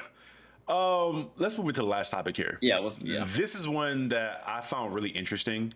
One, because I'm a massive fan of Adventure Time and a massive fan of this particular character, and it brought forth a conversation I thought was really interesting. I wanted to have on the stream. I saw a video that was about Marceline from Adventure Time being black, and it basically had comments where people were saying, oh, Marceline isn't black, she's a vampire, or oh, Marceline isn't black, she has pale skin. And then they swapped to an official statement from the team saying that Marceline and Marshall Lee are and have always been black. And if I'm being honest, I don't really blame the idiots who are still trying to debate that Marceline isn't black in 2026. I blame the team that was running Adventure Time at the time when they decided to canonically make Marceline black. Because as much as I love Marceline as a character, like that's my favorite character from Adventure Time, she is not a good example of a black character or black representation. Because to me, Marceline always felt like a character that was originally created with like no race in mind, and then later on down the line they decided they wanted to canonically make her black, which is perfectly fine. The problem is after they decided to make her black, they never did anything with her character to show that she's black. Like, yes, they show that her mom's black and they put out statements saying yes, Marceline is canonically black, but they don't do anything else to show that she's black. Like, Marshall Lee was the same way. When he made his first appearance, it didn't really seem like they had a race in mind, but after confirming that him and Marceline are black, when they do his human design, what do they do to show that he's black? They give him locks, and like, you know, they also give him black skin, but you get my point. Like, they change his straight hair into like actual black hair. Marceline changed her hairstyle so many times throughout the series. Why do we never see her with like any hairstyle or any hair type that actually shows that she's black? Why do we never see her like just chilling around her house with an afro? Why do we never see her with like curly long hair? Why do we never see her with like locks or anything like that? Like, they never do anything to her character design to actually show that she's black. And I've seen some people try to defend this and say, oh, well, Marceline has the same hair type as her mom. That also makes no sense. Like, they've confirmed multiple times that Marceline's mom is black. She's not mixed with anything. She's not half black, half anything. She's a black woman. You mean to tell me a dark-skinned black woman has straight hair, no curls, no wave pattern or anything like that? Just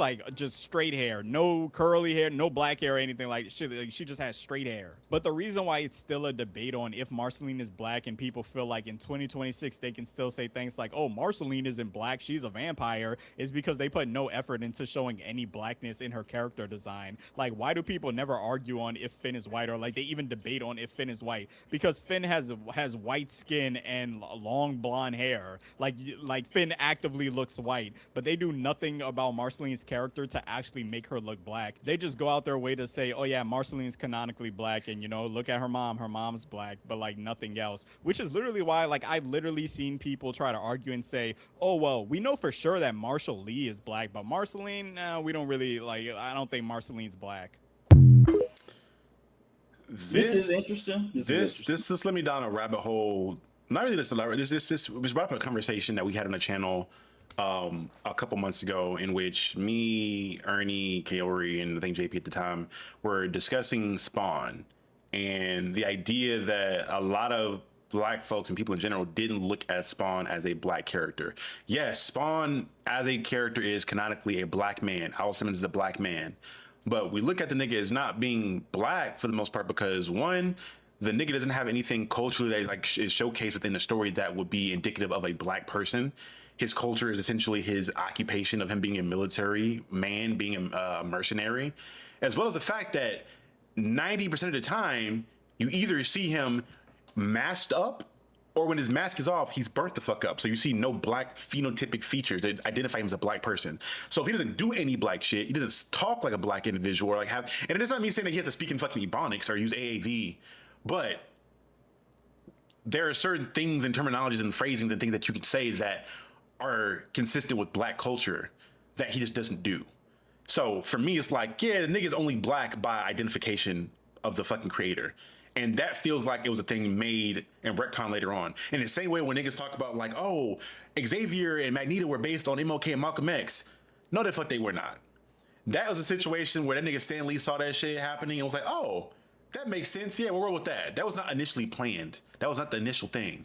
Because in multiple occasions when fucking people talk about this shit, Stan Lee never like stops to double down on this shit. Stan Lee just like lets the shit happen. Yeah, right. I mean, another. Yeah, go ahead. Sorry. No, that's been a thing consistently with our media that I've noticed where there's a big difference between characters who are black, who are created to be black and are created with being black in mind. And you tend to see it in their character design, in their language, and what they do. And then there are characters who just like are retconned into being black later on because the show wants more diversity, i.e.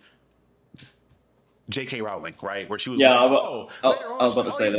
There was a black Hufflepuff member. He was there. You saw him, right? No, You wrote a very white, very cis, very hetero story, and it's okay.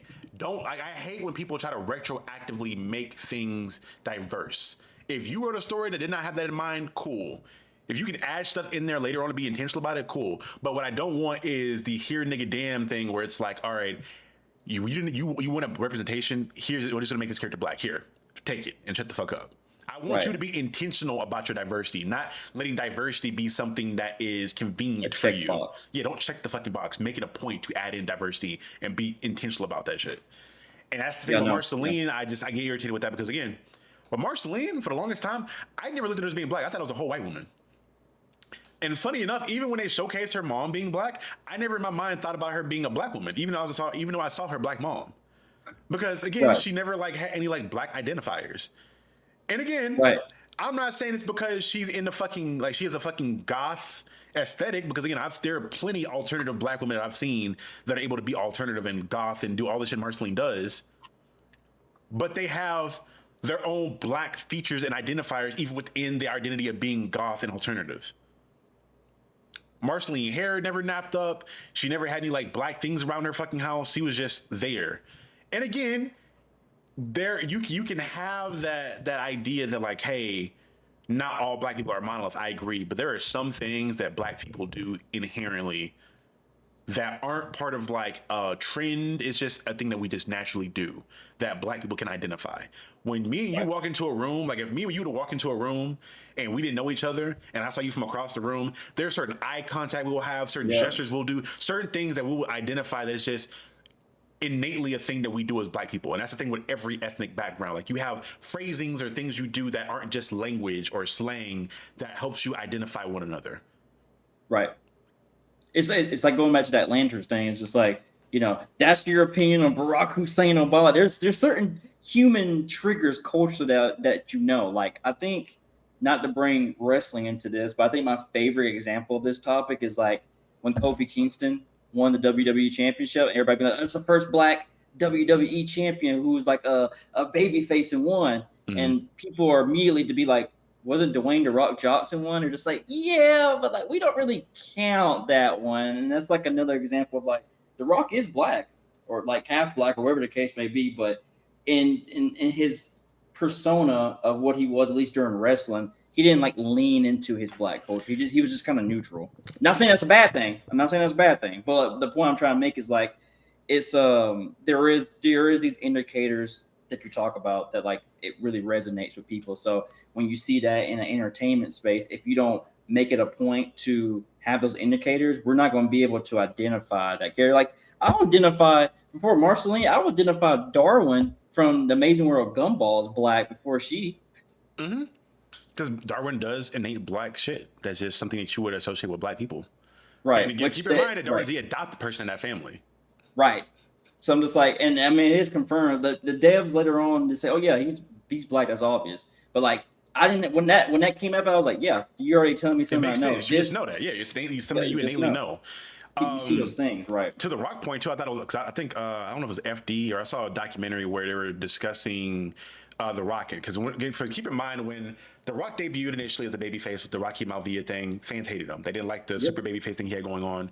So for him to kind of have something to do and to kind of find his way, they added him to the Nation of Domination, which the Nation of Domination was like this really innately strong black group that had a lot of symbolism that was reminiscent of the Black Panthers and whatnot, where they wore black leather. They did a lot of shit that was pro-black, and The Rock was a part of that stuff. And he grew his persona while being in that.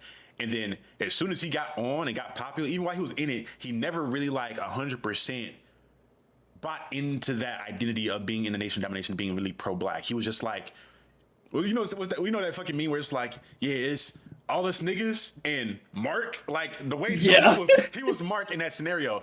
Even though he's a half black man and very much so a black individual, his whole persona has never been like something he's dove into being black.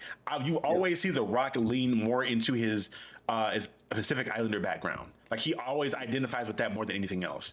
Like from Maui, like I've seen him do more so with Maui than I've seen him do any kind of other shit that's been black throughout his entire career. Right. The most black shit I've seen that nigga do is get a fade when he still had hair. Right. Right, exactly. Which again, it's, or like, it's okay, rapped. but He did that one fucking rap for the whatever movie that shit was for was it Face Off? It's my tribe, it's my power. Like that's the blackest shit I've seen you do, and even then, right, it's not to a discredit of him. That's his persona. That's the character he's built. That is Dwayne The Rock Johnson. That's his persona. Right. And that's fine. It's just like, but don't expect us now to, when we are latching to somebody or somebody's like, oh, well, The Rock was the first black superstar, like that one, like we're really successful WWE. Like you can't get mad niggas like, yeah, but like I don't really click with that. Like when I remember when Kofi Kingston won, at that point I haven't watched wrestling since I was a kid, but I tuned in to watch that match. Boy, that match was man. Grown men were crying, gang. I remember watching MVP, shout out to MVP. The nigga was crying because like even though wrestling's fake, like there is behind the scenes stuff that has tragically kept black people from being babyface champion, not heel, babyface champion. Because like, God, man, we can talk about that Booker T bullshit with Triple H. Like if y'all really want to go into that, that's a whole thing upon itself. But black men historically have been treated so bad in that. So to see that and to see somebody who unapologetically was black and you clearly saw that. I mean, the New Day, I mean, they were making raps every other weekend, it seemed like. To see him win, like everybody resonated with that. So like with this, it's just like you just can't throw label. You just can't be like, oh yeah, this person was always gay. Oh, this person was always trans. Oh, this person was always black. I'm just like, but if you never put those instinctual things in there, how do you expect the audience to really connect with it? And that is performative. That's truly performative. And it's not even a black thing. Like I see, especially when you're talking about like LGBTQIA plus characters, yes, like they're queer. They do it real when bad. There's a queer character in a story, and you tell me they're queer, and there's nothing as far as an identifier for me to know that they're queer. And again, and me saying this isn't me saying that they have to fucking put on the black sin, act like a black woman, or like they have to talk about having anal sex or whatever. They don't have to do all that shit. Like there are identifiers and things that people within a community do and say and know that is an identifier within that. You know your people. If I'm in a room, even if I'm in a room full of black people, right? If I'm at a cookout and I see a nigga weave a hand sign like he does a fucking fireball jutsu shit, I'm like, all right, that's my tribe over there. Or I see him fucking like have a phrase or say like do certain things that only a fucking nerdy nigga would do. I'm like, cool. Even within a room full of black people of my own culture, I still find my tribe because there are things that are unique to that subculture that I'm a part of. So when I see the Marceline thing, I'm just like, yeah, bro. I'm not too mad. Like I don't know who 100% was behind all that shit. I know Rebecca Sugar became a bigger part of that stuff later on, but I don't even put a lot on Rebecca Sugar because when I look at her own thing that she did with Steven Universe made sure they did that thing as far as identifying people of different backgrounds in that she made the extra step to do that. Now you could argue that's because she is queer herself. She's able to fucking identify that stuff and make that a big part of her own show. Right. But Adventure Time, although it was diverse to an extent, a lot of characters in that show you can just chalk up to being white for the most part. And if not just chalking up to being white, there is this whole thing of, and you want to know this, you want to know how I know this is a thing that people understand, because when you look at white rappers, right, or white artists, when they're trying to get in within the graces of black people, you see them try to emulate the little shit we do. I.e. Post Malone, right? That nigga put braids in his hair. He made music at a certain cadence. He had certain production. He said certain things. He dressed a certain way because he was trying to ingratiate himself and prostrate himself in front of black folks. And it worked. Black folks fuck with him. His career blew up. And then what did he do? Dropped all that shit. And now he's country as fuck. And he's talking down on rap music, saying that if you want lyricism, you don't want to look at rap music. When all you fucking did was make rap music and even to this day still, you have nothing but fucking rap artists on your fucking features for your album. You saw with Jack Harlow, where this nigga went from doing the cool white boy shit to now he's in the fucking neo soul era shit, where he's speaking in ways that he understands black people are going to identify with and gravitate towards because it's little shit like that. There are white people who have the ability to be chameleons, or people in general that are able to be chameleons in certain circles. If we understand that shit, this isn't a foreign concept. This isn't a foreign concept. And cartoons, again, I can say we're looking too deep into it, brother, but propaganda, like it's been a thing. Like when you go back to looking at shit like Tom and Jerry and seeing the Mamie caricature being perpetrated in that shit, or Steamboat Willie being fucking racist, or just other things here and there, like animation has always inherently been political, either in a positive or a negative light, and you've been able to identify even anamorphic creatures in how they move and how they operate. Yep. Hell, Tweety Bird is another one where I'm like, I think black folks gonna look at Tweety Bird like Tweety Bird one of us, in the way that Tweety Bird would talk and operate and move and shit, and like the certain attitude that Tweety Bird had. Right. Granted, which I think is why niggas ended up putting Tweety Bird on fucking everything. They put Tweety Bird on their fucking cutlasses, on their fucking old schools, I forgot about that era. jackets, on ice cream. Like, boy, Looney Tunes came up off the black community because they had Tweety Bird on fucking everything. It was Tweety Bird, Tom and Jerry. Who else? Yeah, Tweety Bird with the shades on. I gotta look this up. I haven't seen this shit forever. I have a childhood picture. My granddad had a best friend that was at a flea market. He's like a flea market photographer, and we would go see him, and he would do like little family photos for us. Me and my brother have a picture of us both wearing like our polo shirts, and in the background you got Mickey and Minnie Mouse behind us in like a little backdrop that's like fucking like graffiti painted and shit. Like the most niggified version of fucking Mickey and Minnie Mouse behind us. Yes. That was a time, man. That was a time. Taz is another one where Taz is just, there's some people that we just gravitated towards certain characters this black folks just gravitate towards. But yeah, man, this is it's a topic. Again, there's probably more nuanced conversation to have around it. I maybe it's a video essay down the line when I decide to jump back into that realm of writing another video essay. But yeah, there is new. I mean, like funny enough, there's somebody in the comments talk about the Matrix, how the creators later on said like, hey, it was a trans allegory. I feel like that's actually the rare exception where they were closeted at that point before they were transitioning. It was like, that's a rare exception. I was like, I can believe them given that, like, with the evidence, like you can make more of an argument for that one compared to something like this. But again, like there is nuance with a lot of this stuff. What's more important, like when you were probably understand this more than anybody, Charlie, like when you're creating a story, you said this right with Reaper, right? Like you have the initial thing, but people are getting whole different things you didn't think about. But two things can be true with that. Like your story, your initial thing of it is a part of it. But then if people got something out of that was really unique to them, like that still is a part of the story. It's just like not what you expected, you know? So it's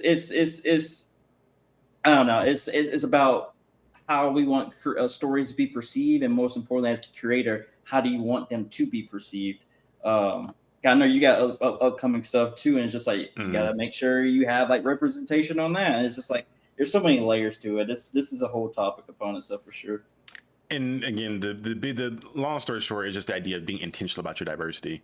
Because again, we saw it a lot. I got into a bunch of different conversations again around the Blade shit yet again, around the idea that he didn't save Marvel. Whatever, like, and there are two people that have two different types of arguments, right? When I have that conversation, one is, well, he then financially saved them, but he gave them the inspiration and the idea that superhero movies could be a thing, which again, I'd argue is fucking incorrect because they didn't market that film as a hero film. When you look at the original trailers, the original posters, Marvel is nowhere in that shit. You only see Marvel now like the remasters or the redoings of when the MCU started to pop off.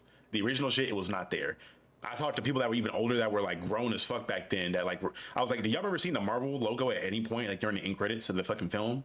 Or even at the end of the film or anywhere in the film? They were like, no, because niggas did not know that was they marketed it as a Wesley Snipes action movie. That was not a Marvel movie. But that was one. The other argument I had people have, where it's not even them trying to argue shit, it's just like, how dare you talk down on a black character? Like, you're trying to give grace to this white company by downing this black character. First off, I know y'all niggas don't know me because if you look at any of my content to any form of fashion or extent, you won't see nothing but me promoting black ass characters all up and down the fucking timeline of my fucking channel. Black, brown, indifferent. And you'll especially see me fucking hype up Blade and how much I advocate for fucking Blade in himself. You'll see that. So let's get that shit all the way the fuck out of there. Secondly, just because I want black representation and black credit to be given, that does not mean I'm talking down on Blade. I want it like in a scenario where Blade was the thing that saved them. I wanted that to be an intentional thing, right? I don't want it to be a situation where like, oh, Marvel said, you know what, we're not gonna put our name anywhere on this project. We don't want to be involved in it whatsoever. Just give us the flat fee and we can walk away from the shit. That's not them being intentional, putting faith behind Blade. That's them saying, hey, my nigga, we don't think this shit's gonna work. Give us that 75K and move along. So if they had faith in that movie doing well and faith in Blade, they would have taken a flat fucking fee. They would have wanted their fucking they would have wanted royalties for that. They would have made sure that Marvel branding was all over that fucking movie. But they didn't. But now after the fact, because that movie did so fucking well, they can say, well, hey, you liked him? Guess where he came from? He came from this table of fucking characters over here. Right. That's not being intentional. That's going in after the fact and saying a black person did well. Hey, that's our nigga now, bro. That's our nigga, bro. No, you're doing shit retroactively. I need intentional black investment, not convenience. That's what I asked for in regards to the whole Blade conversation. That's why, in regards to movies that push the agenda in regards to what hero movies can be in regards to popularity, I brought up Daredevil, which again is not really for real because people understand the movie's fucking bad, but I think that movie just made money. But I more so look at the X-Men film because those films were coming right off the tail end of the 90s X-Men animated series where it was fucking at its fucking peak of popularity. And people knew that was a Marvel comic team movie. And because of that, that movie led the way to people saying, oh, we can market something as being really fucking comic booky and really fucking goofy and it still performed well. And that led even further down. Like the first, if you want to give credit to the first black thing to do that, I give all the credit to fucking Black Panther. Because they were intentional about that. They were intentional about getting a black director, black writers, and all black cast. That was very intentional. You seeing a black movie that you didn't want to fucking invest in and it coincidentally does well, and you going back and saying, and Stan, because the third argument I always hear is fucking, well, Stan Lee said it did. What I want y'all to do, because I went down a rabbit hole. I already like had the idea and the feeling that like Stan Lee was a little bit of a huckster, and he takes credit for things or allows conversations around things that just happened without correcting it because it makes him look good. When I went back and looked up what the history was around Stan Lee and Jack Kirby, I was fucking appalled. Because for people that are not aware, Marvel, for the most part, popped off on the backs of two individuals. And that was Stan Lee, as you would assume, because he did a lot of writing, a lot of creative stuff. But Jack Kirby as well. Jack Kirby was an artist, and he also helped to flesh out a lot of the stuff that Stan Lee did. But as Marvel grew in popularity and things went along, they realized, oh, Stan is very charismatic. Stan is someone who is very much so a face that we can push. We're going to push Stan. And he became the poster child for Marvel.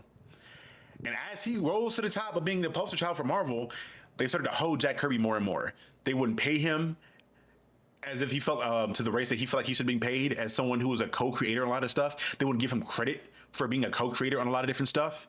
When you're talking about the Fantastic Four or other characters.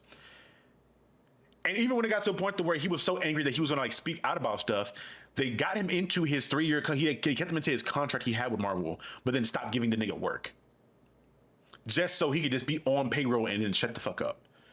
And it wasn't until he went to DC later on and did stuff with DC, which he was able to get underneath their thumb. But that was an issue with Marvel all the way up into the beginnings of the MCU after Iron Man, where Kirby was like going to court fighting for rights and creative credit for all the Marvel shit. And they legit got to the point to where they just had to say, you know what, they settled for a certain amount of money out court, and they went back and retroactively started putting his name next to Stan Lee's name on all the stuff that they created behind the scenes. So if you look at a Fantastic Four book now, it's going to say Stan Lee and Jack Kirby. Yep. Similar thing happened with fucking Bill Finger with Batman, where it was just fucking what was the fucking original, the guy's name that got, not Ben something, it'll come back to me later on, I'm blanking on it, but Bill Finger got hold like that as well. So when I see the story of how all that shit happened and how Stan Lee allowed for that shit to happen, because you're not gonna tell me that he didn't have pull to help Kirby out when you're the fucking face of Marvel, you're making all the money and you're the chief editor. You have that ability, but you just allowed that shit to go on.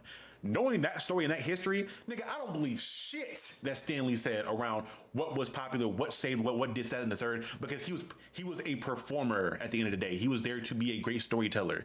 He is not the fucking paragon of honesty and factual evidence of what happened at that point. And John Stewart, thank you. Bob Kane. Bob Kane's the guy that gets credited for the creation of Batman for the most part. Bill Finger got hoed for the longest time. Like, there's a whole documentary you can find around, like, what happened to fucking Bill Finger. But now Bill Finger's being credited for a lot of stuff. And somebody said it best, the Stan Lee biopic will never come out without Kirby and Ditko's family saying something. Yeah. Because they know they're gonna try to get some bullshit off around Stan Lee, and they're not gonna give proper credit because Ditko also was another part of that, where he didn't get hold as bad as fucking as Kirby, but you can look at the stuff that Stan Lee worked on with Kirby and Ditko and see how generationally fucking great it was, and you can see the shit that he did himself. Yep. Again, let me go back because I don't want to make it look like I forgot about this and not appreciative of this. DeAndre Mosley, thank you so much, brother. Appreciate you. Roll call. For people watching, this here is what we like to call a super chat. When you put in a super chat, we will stop everything that we were doing on the show to answer or respond to your super chat, as long as you're not being fucking racist or on some bullshit. I gotta throw that in there because niggas will donate just so I'll read off some stupid shit. But thank you to DeAndre Mosley, and I appreciate you for supporting the channel thus far. In this extra format, this helps out a lot. This is gonna help me pay for some more comic books, because if y'all aren't aware, I got 3 books coming out this next year that this money will definitely go towards. He says, funny enough, the first Looney Tunes stars are Bosco and Honey, a black musical couple, but got left behind like Disney's Oswald and Lucky Rabbit. Yeah, that don't surprise me. Disney. Let me not get started on Disney, bro. Let me not get started. Yeah. He also says here at the bottom, just to make sure I'm doing him justice, I did take a while to get to your super chat. I apologize. He says Stan Lee is kind of like Bob Kane, where he takes credit for everything and screwed over people. Yeah. So I asked people just to go look that up. So from now, whenever I get people saying, "Well, Stan Lee said it," go look up what happened to fucking Kirby, bro. Go look that shit up. Because Stan Lee is, and that's why when the news around him suffering from elder abuse happened, where like the person that was overseeing him was like fucking with him really bad, a lot of people did not give no fucks. Because he was holding people for the longest time. He hold a lot of people that he could have helped with the position of power that he had over the years. But it is what it is, man. Excelsior! This is Oh, sick nigga. This is a sick nigga, y'all. That's crazy. thank y'all so much for pulling up to the show. Again, this is the Captain's Lounge. Again, if you guys are here for the first time, this is a stream we do every Tuesday at 8 p.m. Eastern, where we get on and talk about everything nerd-related within pop culture and just have some fun. Again, for the next couple weeks, you can count on us reviewing and discussing each episode of Lanterns the Tuesday after the episode drops on Sundays. We'll be here for that, and I'm excited to get into that for the next couple weeks. And we will also have other topics as well, but Lanterns will be the biggest thing, more so because algorithm and also because I love Lanterns. Again, y'all, just some church announcements. Congregation, please gather around. Things we have coming up. Again, if you were in the Durham, North Carolina area on the weekend of September 26th, come out and see your boy. Myself and my boy Ernie Blair Without Fear will be there at LoreCon. We will be there, and we have a panel we're going to do together. We're going to do a panel on content creation, which I'm getting the presentation prepared for that now, and we will also have a very, very special announcement and a cool trailer for you guys for a project we've been working on for a couple months now that I'm excited to get out there. I've been working my ass off behind the scenes, writing scripts, getting stuff together, and I'm excited to get a lot of stuff out and announced because I'm speaking this into existence now and manifesting this. The big goal for the end of next year is for me to either get an Eisner nomination for either the book I'm doing with Ernie or one of the other 2 books I'm going to put out this next year, or at bare minimum try to get my books into another level of and like insert myself and put my flag down as someone in the black as a great black writer in the indie comic space. That is my goal. That's where I want to. That's my plan for the next year. And also the plan is to get this channel to 20K by the end of next year, which may happen a lot sooner than later. So we'll see how that stuff goes. But John Stewart, I got the hat. This is the blurred hat. So if you go to the con too, this is something you can get from Blurred. They'll have it at the booth. Or if you want to get it now, you can go to the Blurred website and get it. The cool thing about this hat too is that it's like lined with satin underneath it. So if you're somebody that has like waves or locks, whatever it may be, and you don't want to wear a bonnet or you don't want to wear a do-rag out in public when it's cold, you can just throw this shit on and it has the same material inside of it. So to keep your shit from getting crazy nappy. So shout out to Blurred. You can guys pick that shit up from the website. That's the Blurred family, and we will see y'all. We'll be at their booth selling Echelon books as well. So you get to see me be out there signing books, giving stuff away, and having a blast. And I'm excited. It's gonna be fun. This will be the first time I get to meet Ernie in person, so it'll be fun. I get to meet Ernie in person. You never met Ernie in person? No, never met him in person. I think we've been in like the same areas before, coincidentally, for stuff, but I've never talked to him in person before. And I met him. I met Bernie like 3 years ago at this point. Because also, this is also a new thing. I realized this the other day because I got an alert from YouTube. This channel in particular, is been around for 3 years now. Wow. Because I made it 3 years ago, but I didn't start seriously posting on it till 2 years ago when I was doing nothing but like movie and horror reviews. And the channel as it is now was pretty much like the last year and a half. So the channel's had a lot of a journey over the last 3 years, but we've been grinding out on this channel for 3 years now, y'all. So again, for the people that are new here, thank y'all so much. And for the day ones that have been around since the static video essay days, when y'all saw me fucking doing that static video, if y'all were here for that, appreciate y'all. Y'all the day ones. But yeah, y'all, this is in jump to Action Pack FTW. Appreciate you, my boy.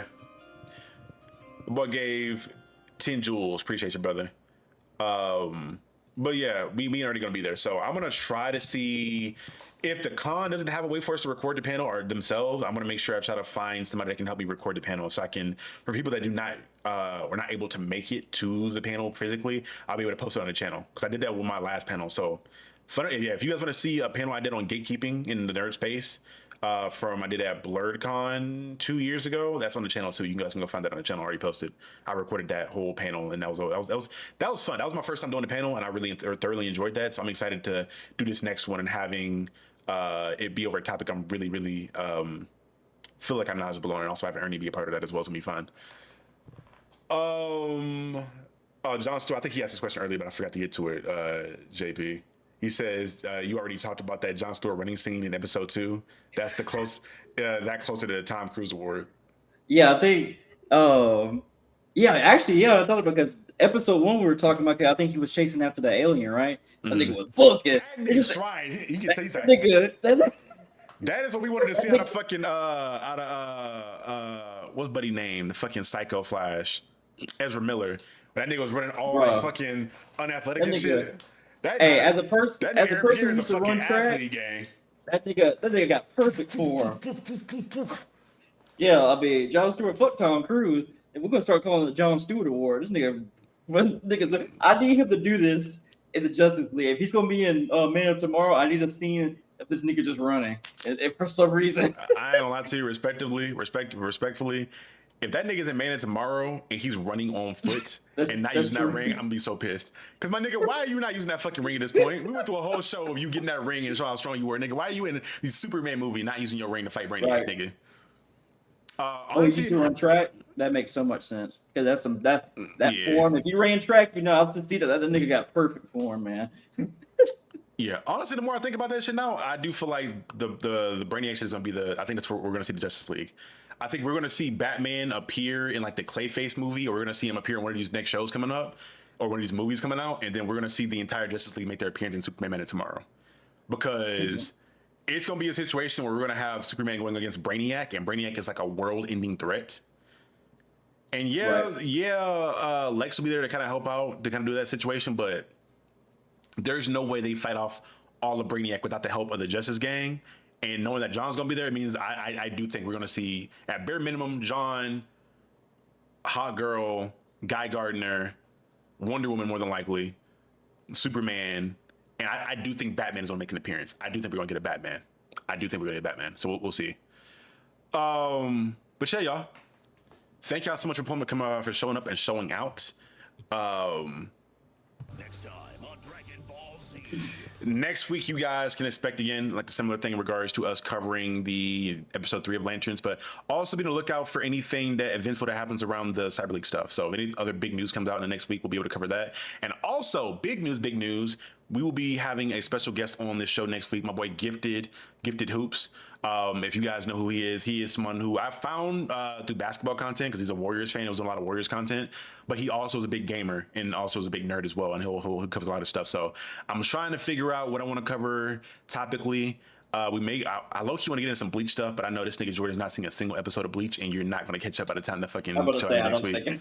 So we made us keep it to Lanterns and hey, it's the blessing watching fucking Lanterns on time, bro. This is a miracle. So I'll hit him up this stuff to figure what we're going to talk about. We'll for sure probably talk about more Cyber League stuff or GTA stuff, because he's been talking about that as well as the Lantern stuff. And I'll try to find something else that we can get into with Gifted, because again, I fuck with Gifted. He's also a brother on his weight loss journey as well.